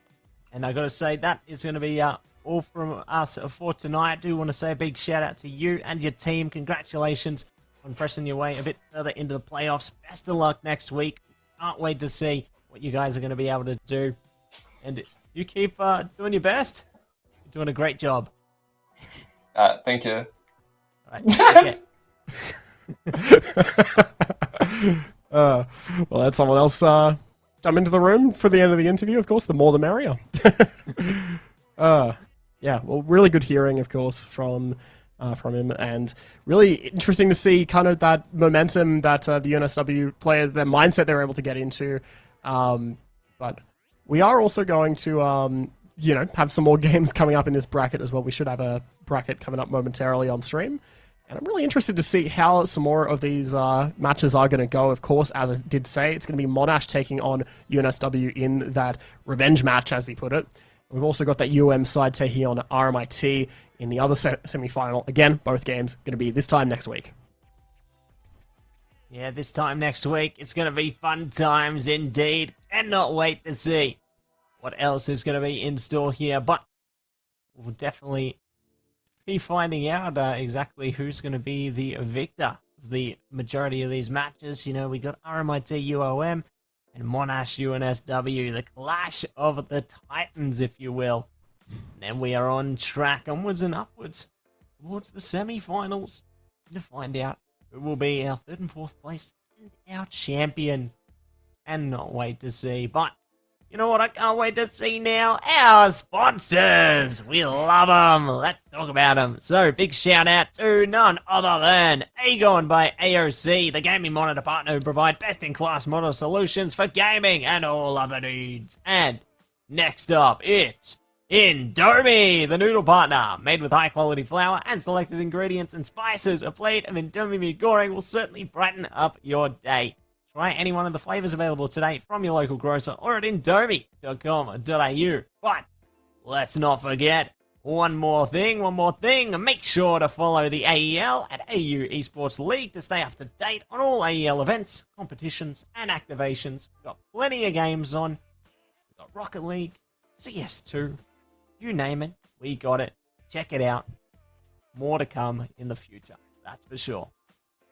More to come, as always. But for tonight, that's been us. Thank you so much for watching, and be sure to tune in again next week to watch the next matches coming up of that playoff bracket. There should be some absolutely exciting matchups, as we just saw in that bracket, so definitely be sure to watch along and support these players, because they've been putting on an absolute show throughout this season, and I'm sure they'll continue to do so as we get to the top of this playoff bracket.